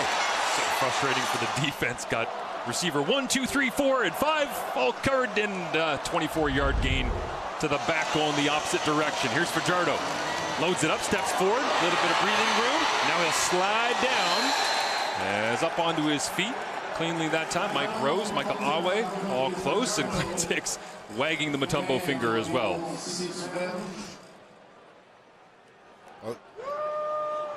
One of the things that really stood out to me early in Cody Fajardo's career during his time as a Toronto Argonaut as a backup, when he got in late in games, was that this was a guy who could make some things happen. As you see Tyson Philpott calling for the ball, but Cody Fajardo was a guy who could make some things happen with his feet. And I think that was a huge part of his success in Saskatchewan going back to 2019. And I think he's really back to doing that again this season. Great to see him healthy, throwing over the top to Cole Speaker. Big collision. Held onto it. Touchdown Alouettes. Cole Speaker knew he was going to take the shot. Backside defender came to get him. And Fajardo and Speaker are flexing in the end zone with a huge momentum swing here early in the fourth. Yeah, I absolutely love this play from Cole Speaker for exactly the reason you said, Marshall. He knows the hit is coming, but his focus is solely on the football. Secures that, braces himself for the massive shot, and holds onto the rock for the touchdown. Makes a play for his team. Much more than just checkdowns and crossing routes in his 100-yard effort last week against the Toronto Argonauts. Work in the middle of the field, and a couple of times a game, going to take shots like that. Speaker was ready for the moment, and now the Alouettes will try to go for 2.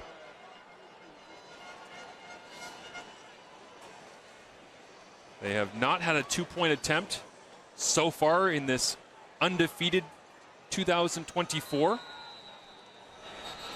And they're not going to get this off. It looks like some confusion, very slow moving out of the huddle at the line.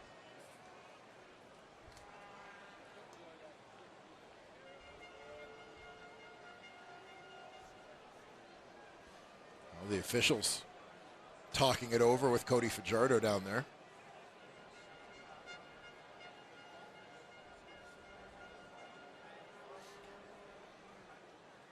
Jason Moss asking for an explanation as he walks down the sideline. This will likely back them up.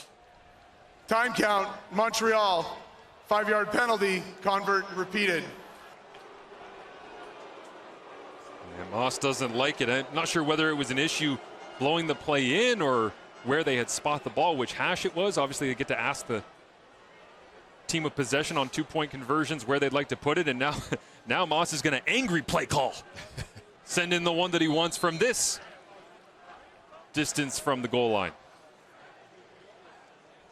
Yeah, penalty call. They're committed to doing the 2-point convert, and regardless, given the situation score-wise, they're going to do it no matter where the ball is placed. See if it cashes in here. Fajardo over the middle, big shot. Airborne Tyson Philpott. And a great grab, but all for naught after a 5-play, 77-yard drive. 3 minutes, 11 seconds, punctuated by that collision, and Cole Speaker has the Alouettes within 5. Cole Speaker making a big play in the end zone here, Dwayne, and again had to earn every bit of this after a pretty low-key game for him compared to last Friday in Toronto. Yeah, this is a rather mammoth sacrifice for his team. Again, knowing the defenders bearing down on him. But he'll take that one for the 6 points. That's what success in this game is all about.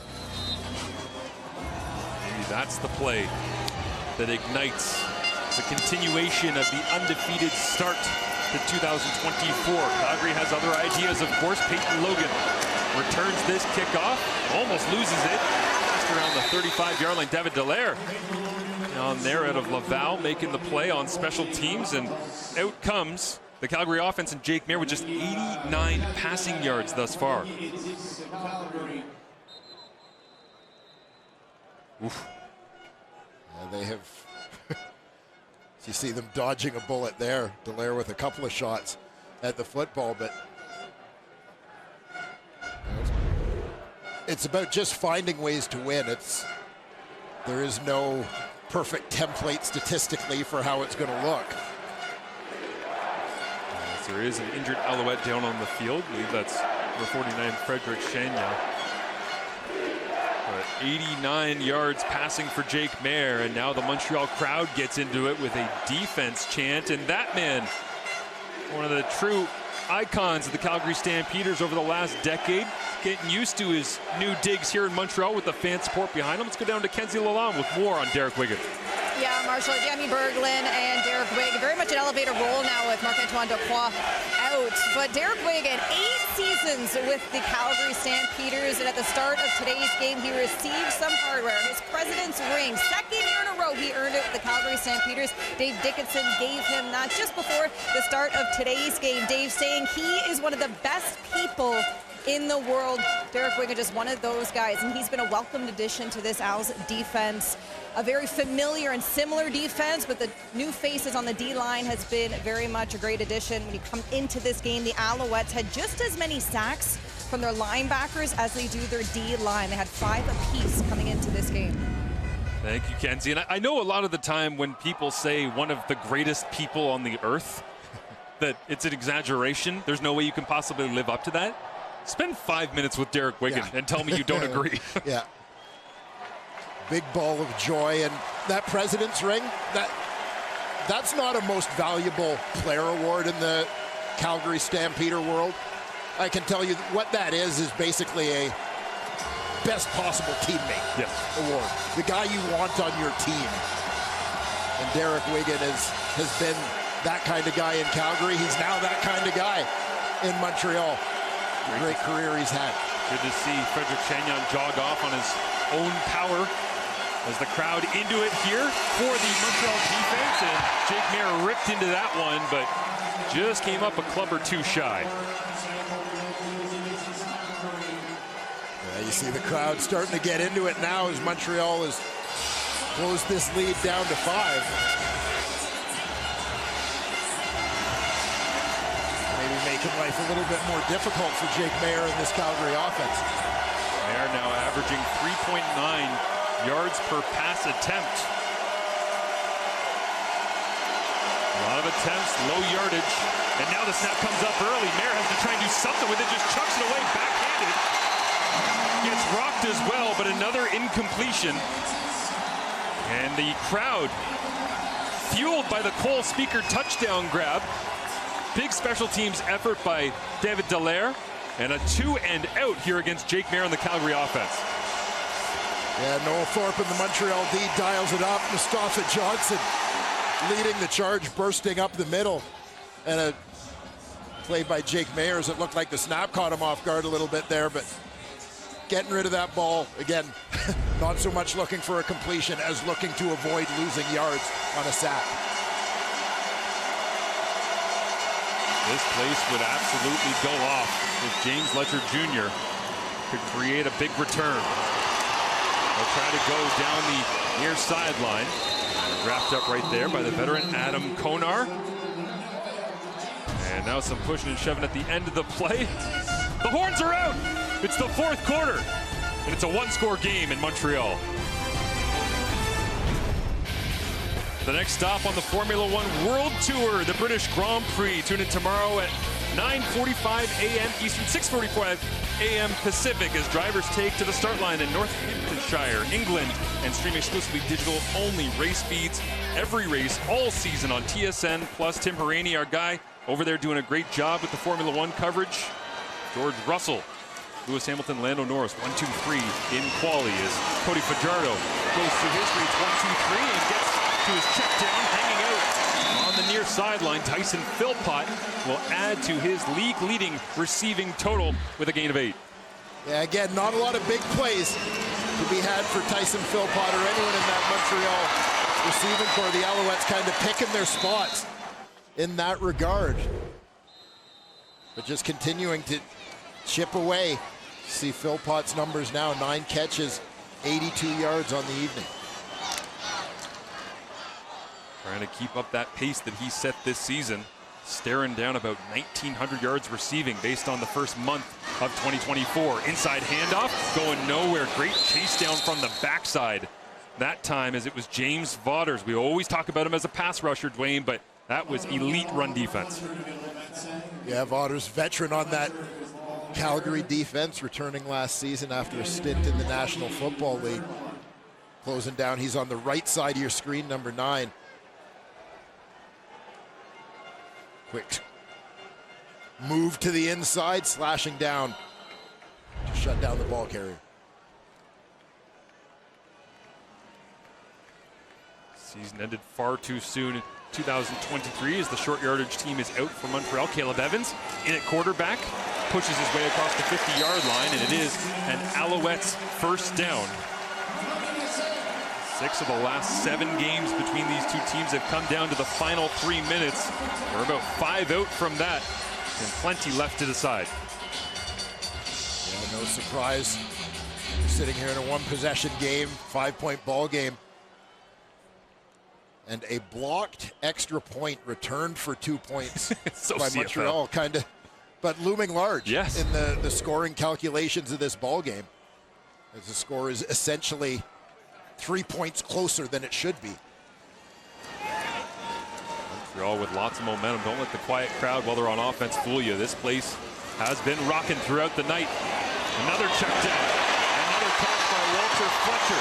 Crosses the 50, 45, and brought down at the 40. It'll be a gain of 19 and another first down into Calgary territory. And this is one of the things that Jason Moss and Cody Fajardo have discovered, is that while there may not be a lot of big plays available to be had against Calgary, a lot of times Walter Fletcher is going to be open underneath with open ground in front of him. This is a guy that's capable of making some plays with the ball in his hands after the catch. Give him the ball near the line of scrimmage and let him turn that into 12, 15, 20. Big night receiving for Walter Fletcher. This one back to Charleston Rambo. Somehow got through traffic. And another first down. As now Fajardo just picking and choosing which weapon he wants to use to get another first down. This time he calls Rambo's number. Yeah, and that time they slip Walter Fletcher out to the right, and I think they've got the Calgary defense thinking, oh yeah, here comes another one underneath to Fletcher. Meanwhile, from the backside, watch Rambo at the 40-yard line, just sliding in across the line. Misdirection one way with Fletcher and go back the other way. So building off of what they have done with the running back. CFL passing yardage up nearly 2,000 yards from this point last season. A lot of it looking just like that. Quick screens and underneath. Tyson Philpott makes another grab. Squares himself up and gets set for second down.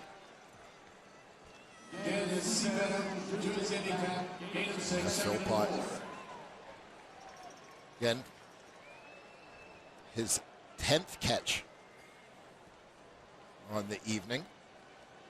But you mentioned that quick game and, you know, a little more experience. I know the league has talked this week about those numbers being up, more experience on the offensive line in terms of protection, sacks thus being down. Also more experience at the quarterback position this year.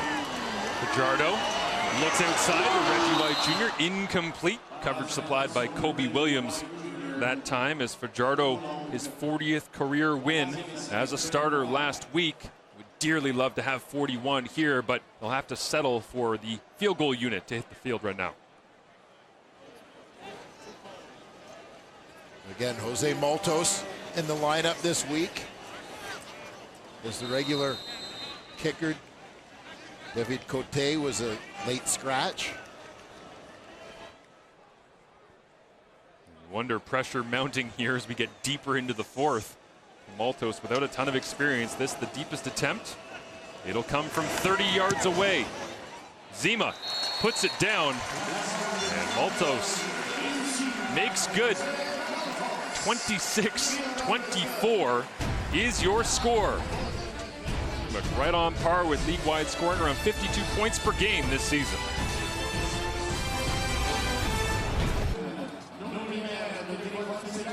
Welcome back to Montreal as you see the quarter splits here. Firing the crowd back up to try and get a stop and hold that 0 on the board for the Calgary Stampeders offense in this fourth and final quarter on Superhero Night.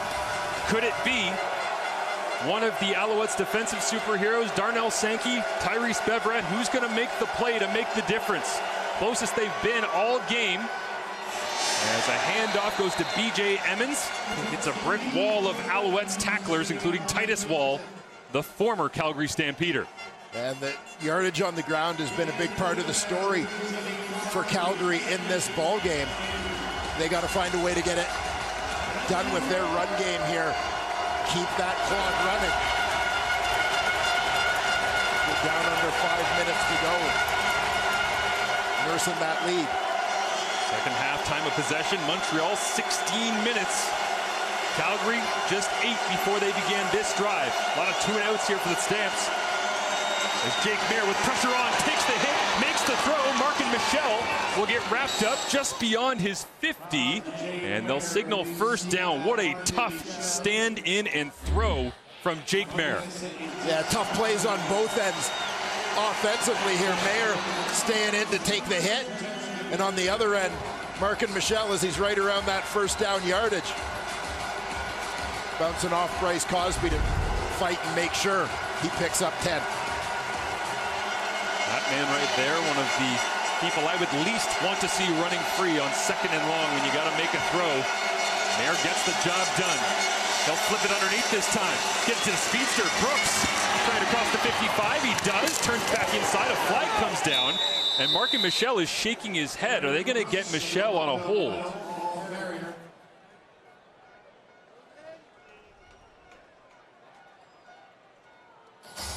Some debate between he and Najee Murray. Holding, Calgary number 80, 10-yard penalty, repeat first down. A tough hole. Stampeders dig themselves into with that penalty. You'll see Mark and Michelle right on the left side of your screen, and the lead blocking for Eric Brooks.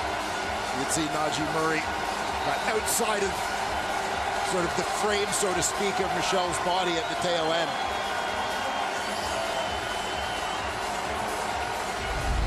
That's the second time he's been tagged with that call here tonight. As the Alouettes bench does their best to get the 20,000 plus in attendance into this one and create some chaos for the Stampeders offensively. Again, the environment here obviously great, winning the Grey Cup championship and all the rest.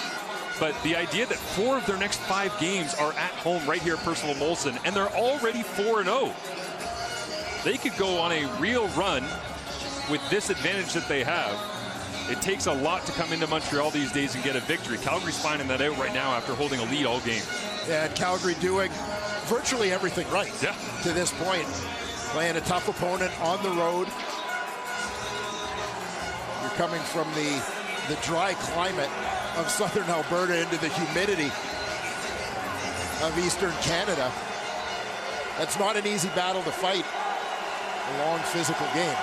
And here comes the noise.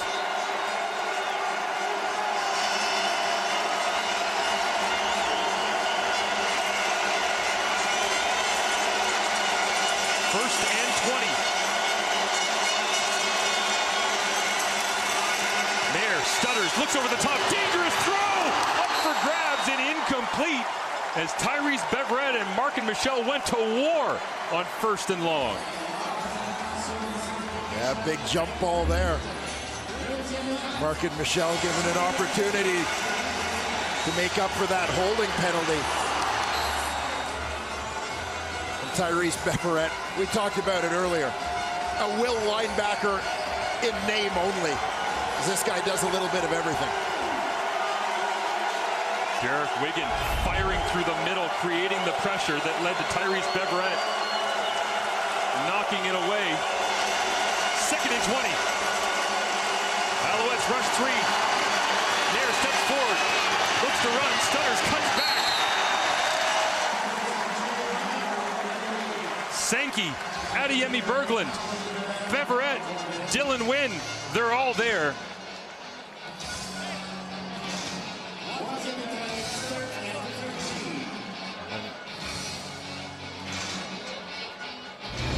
have hit the 3-minute warning in Montreal.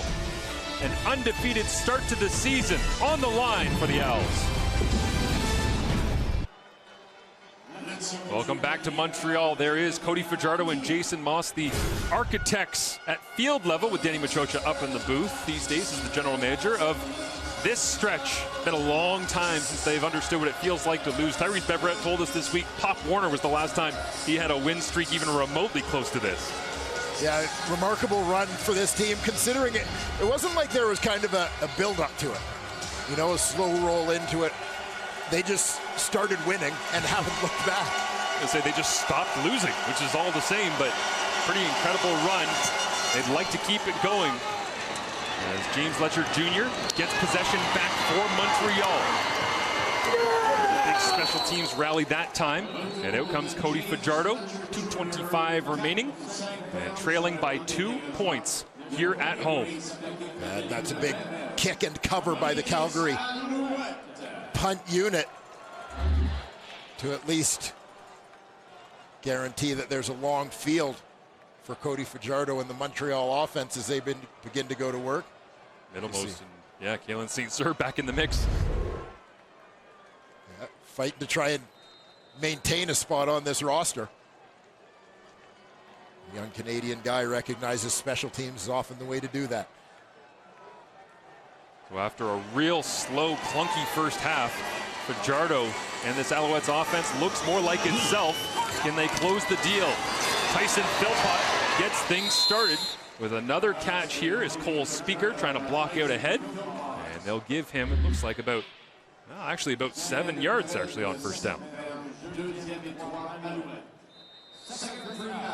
No question when you're Montreal and you have a player like Tyson Philpott, player like Walter Fletcher, Keon Julian Grant, guys who can make people miss after the catch.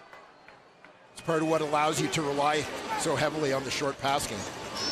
Fajardo pumps, looks down the left side, up in the air, it is hauled in. Next to Trey Roberson, the man of the moment, number 6, Tyson Philpott.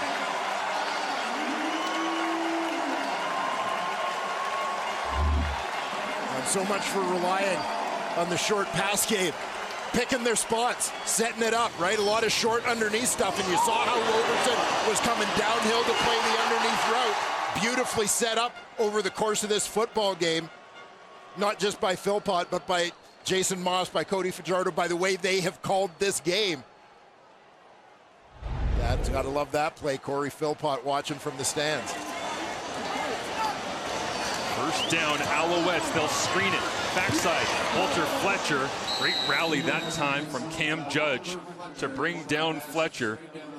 Tyson Philpott, his first ever matchup against his brother, both drafted a few years ago. A huge night, a career night, the most catches he's had in a single CFL game while brother watches on in red and white on the other sideline. Yeah, a pair of first rounders in 2022. Tyson playing here at home. Having himself a big night, double figures in catches, over 100 yards again. There you see it. Just a monster evening here. Fittingly against his twin is now it's Cole Speaker going to work. First down, Alouettes. 91 seconds remaining. Yeah, and this is just where you feel the confidence that Montreal has built up week by week, game by game over the course of this 12-game winning streak.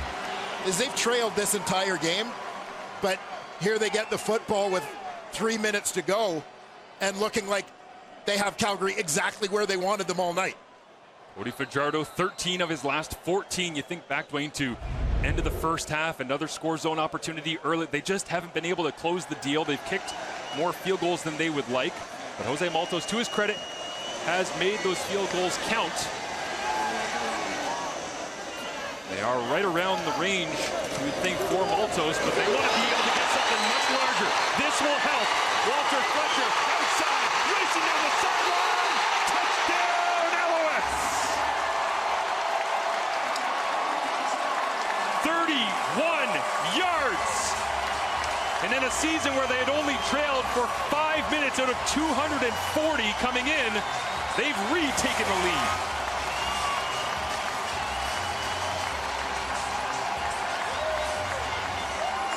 Terrific drive by the Alouettes. Impressive run by Fletcher. And here's what gets me. He's got Roberson, does that inside-outside move a couple of times, and Roberson just couldn't recover the second time, couldn't regain his footing, as Fletcher just accelerated so quickly to get the corner when it looked like Roberson had him hemmed in. Beautiful run. A great punt and cover by the Stampeders. It led to a 90-yard, 5-play drive. They'll go once again. 4-2, 0 for 1 on the night. Fajardo, quick set, throws it. Oh, it's intercepted. It's Trey Roberson, and Fajardo tries to make the tackle, cuts back. Can anybody track down Trey Roberson? He turns around, sees traffic coming, and is brought down.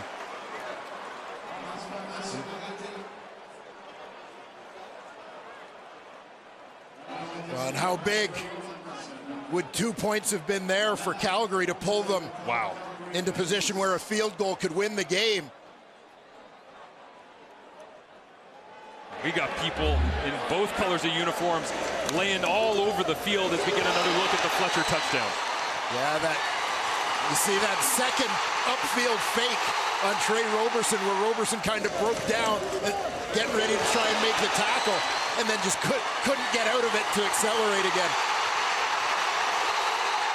As Fletcher rolls around the corner and into the end zone. Fajardo fired up, then locked in for the 2-point conversion and just left this one hanging inside. Yeah, Trey Roberson has led this league in interceptions before. Still got that ball hawk in him as he comes up with a big one here, but the Alouettes never quitting on this in coverage. Reggie White, I think the first man to reel him in, slow him down. Cole Speaker getting into the tackle. Coach Moss, you can see the thoughts weaving through his head. Yeah, I mean, it would have completely changed the complexion of this final 63 seconds if Roberson scores. Thought it was the score, and then it was the health of his starting quarterback. No worse for wear. 30-26, Calgary football. And a big tackle just outside the 30. They have been popping pads all night long on specials between these two clubs. So well coached by Byron Archambault and Mark Killam. And Brock Gowanlock out of Manitoba makes the play. Yeah, Gowanlock, terrific defensive lineman in his career. Playing for the Manitoba Bisons under Brian Doby. Recently moving to fullback. I think a big part of that being about wanting to get him on the roster to play special teams. David Dallaire made a bit of a mess by falling down with Keelan Thomas while they were battling, and so nowhere to go but up over the top for Peyton Logan. Gowanlock comes in trying to make the play. Gagne's right there in the way. And Logan remains down getting looked at. How could he not? I mean, that was the G-force impact of deciding he had to go over the top of Dallaire on the ground. Led to that mess.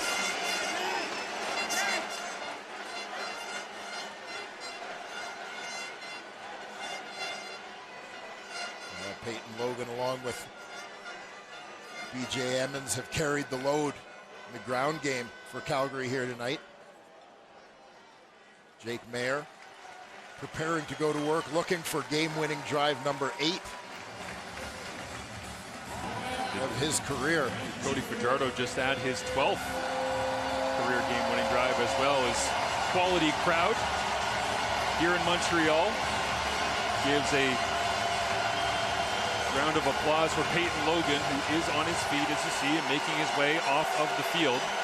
A huge test here for Calgary's offensive line. They got to keep the flies off Jake Mayer and give him a chance. That was their success earlier on. Second half, Montreal's D has been able to get to him a little bit. Stampeders only allowing a sack on 3% of dropbacks this season coming into tonight. That's tied for the best in the CFL. They've been so great at it throughout the start of their season. 2-1, but now is when it matters most.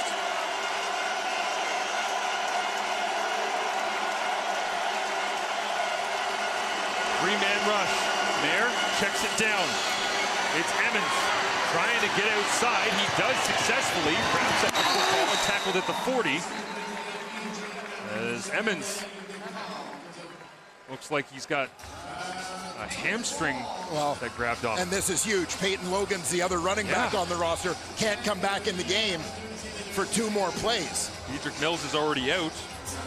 And this has the feeling that for the next couple of snaps, it might be the 6 wide receiver package. Yeah, frequently your other option, bringing your fullback Lucas Robertson in and largely keep him in as a pass protector. Feel for Evans making his way to the sideline there as all of a sudden the running back room decimated for the Stamps. They do go with Robertson, the fullback, alongside Jake Mayer. He talks him through pass protection. Mayer doesn't try to check it down, no, throws across his body up in the air! Intercepted! It's Ruffin! Crosses the 55, and the Montreal Alouettes, undefeated start to 2024, rolls on.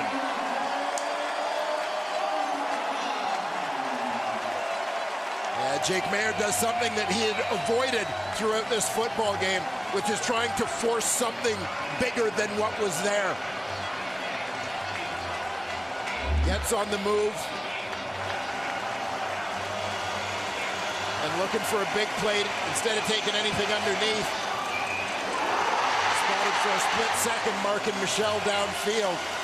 But it's a long enough throw that the Alouettes are able to close that window before the ball gets there.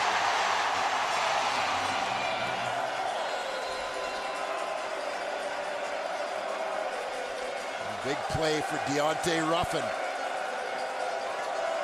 who's quietly been so good at that boundary halfback spot all season. Soak it in, Montreal. 5-0. And everyone in attendance will be back as the Alouettes, 4 of their next 5, right here in Montreal.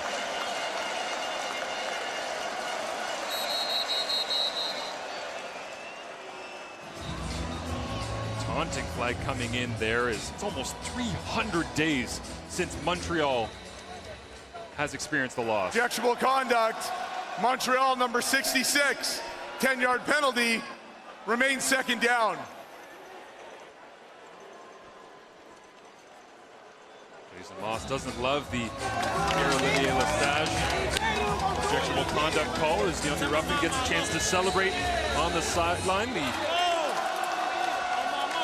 punctuation in a comeback, yet another comeback in the Canadian Football League this season. Through 16 games coming in, 13 teams had trailed and come back to win.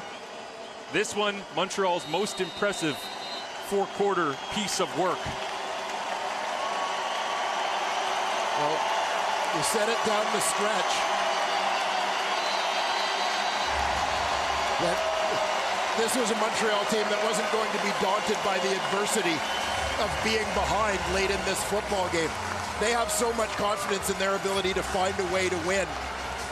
Tonight they went out and demonstrated that, trailing right from the get-go in this ball game before finally coming back, making plays to take the lead and hold on with just over a minute to go.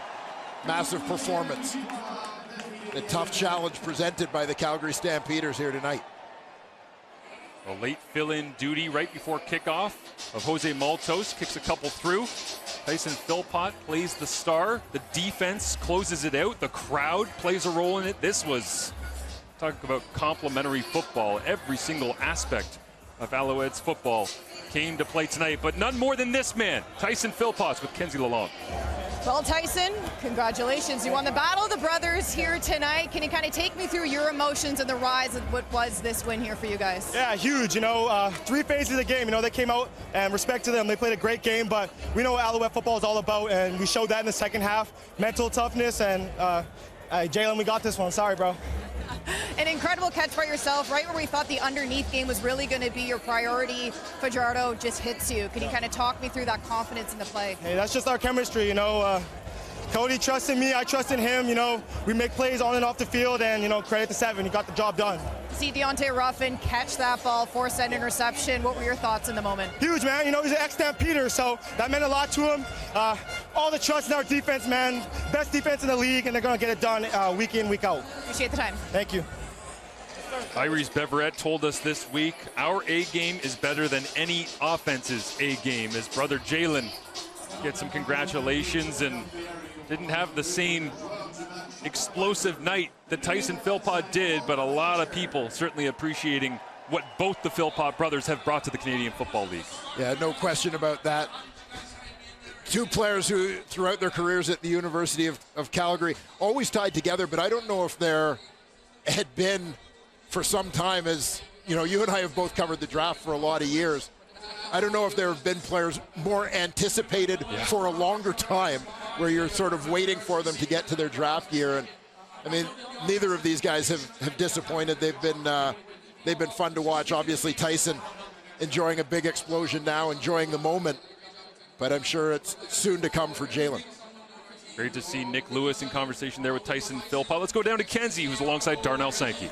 Well, Darnell, we look at this Owls defense. You want to strike contact, and it's next man up mentality and playing versatile football. You guys were really shuffling in all over the field when DeQual went down. How would you kind of describe this game? Yeah, you know, our defense is full of playmakers.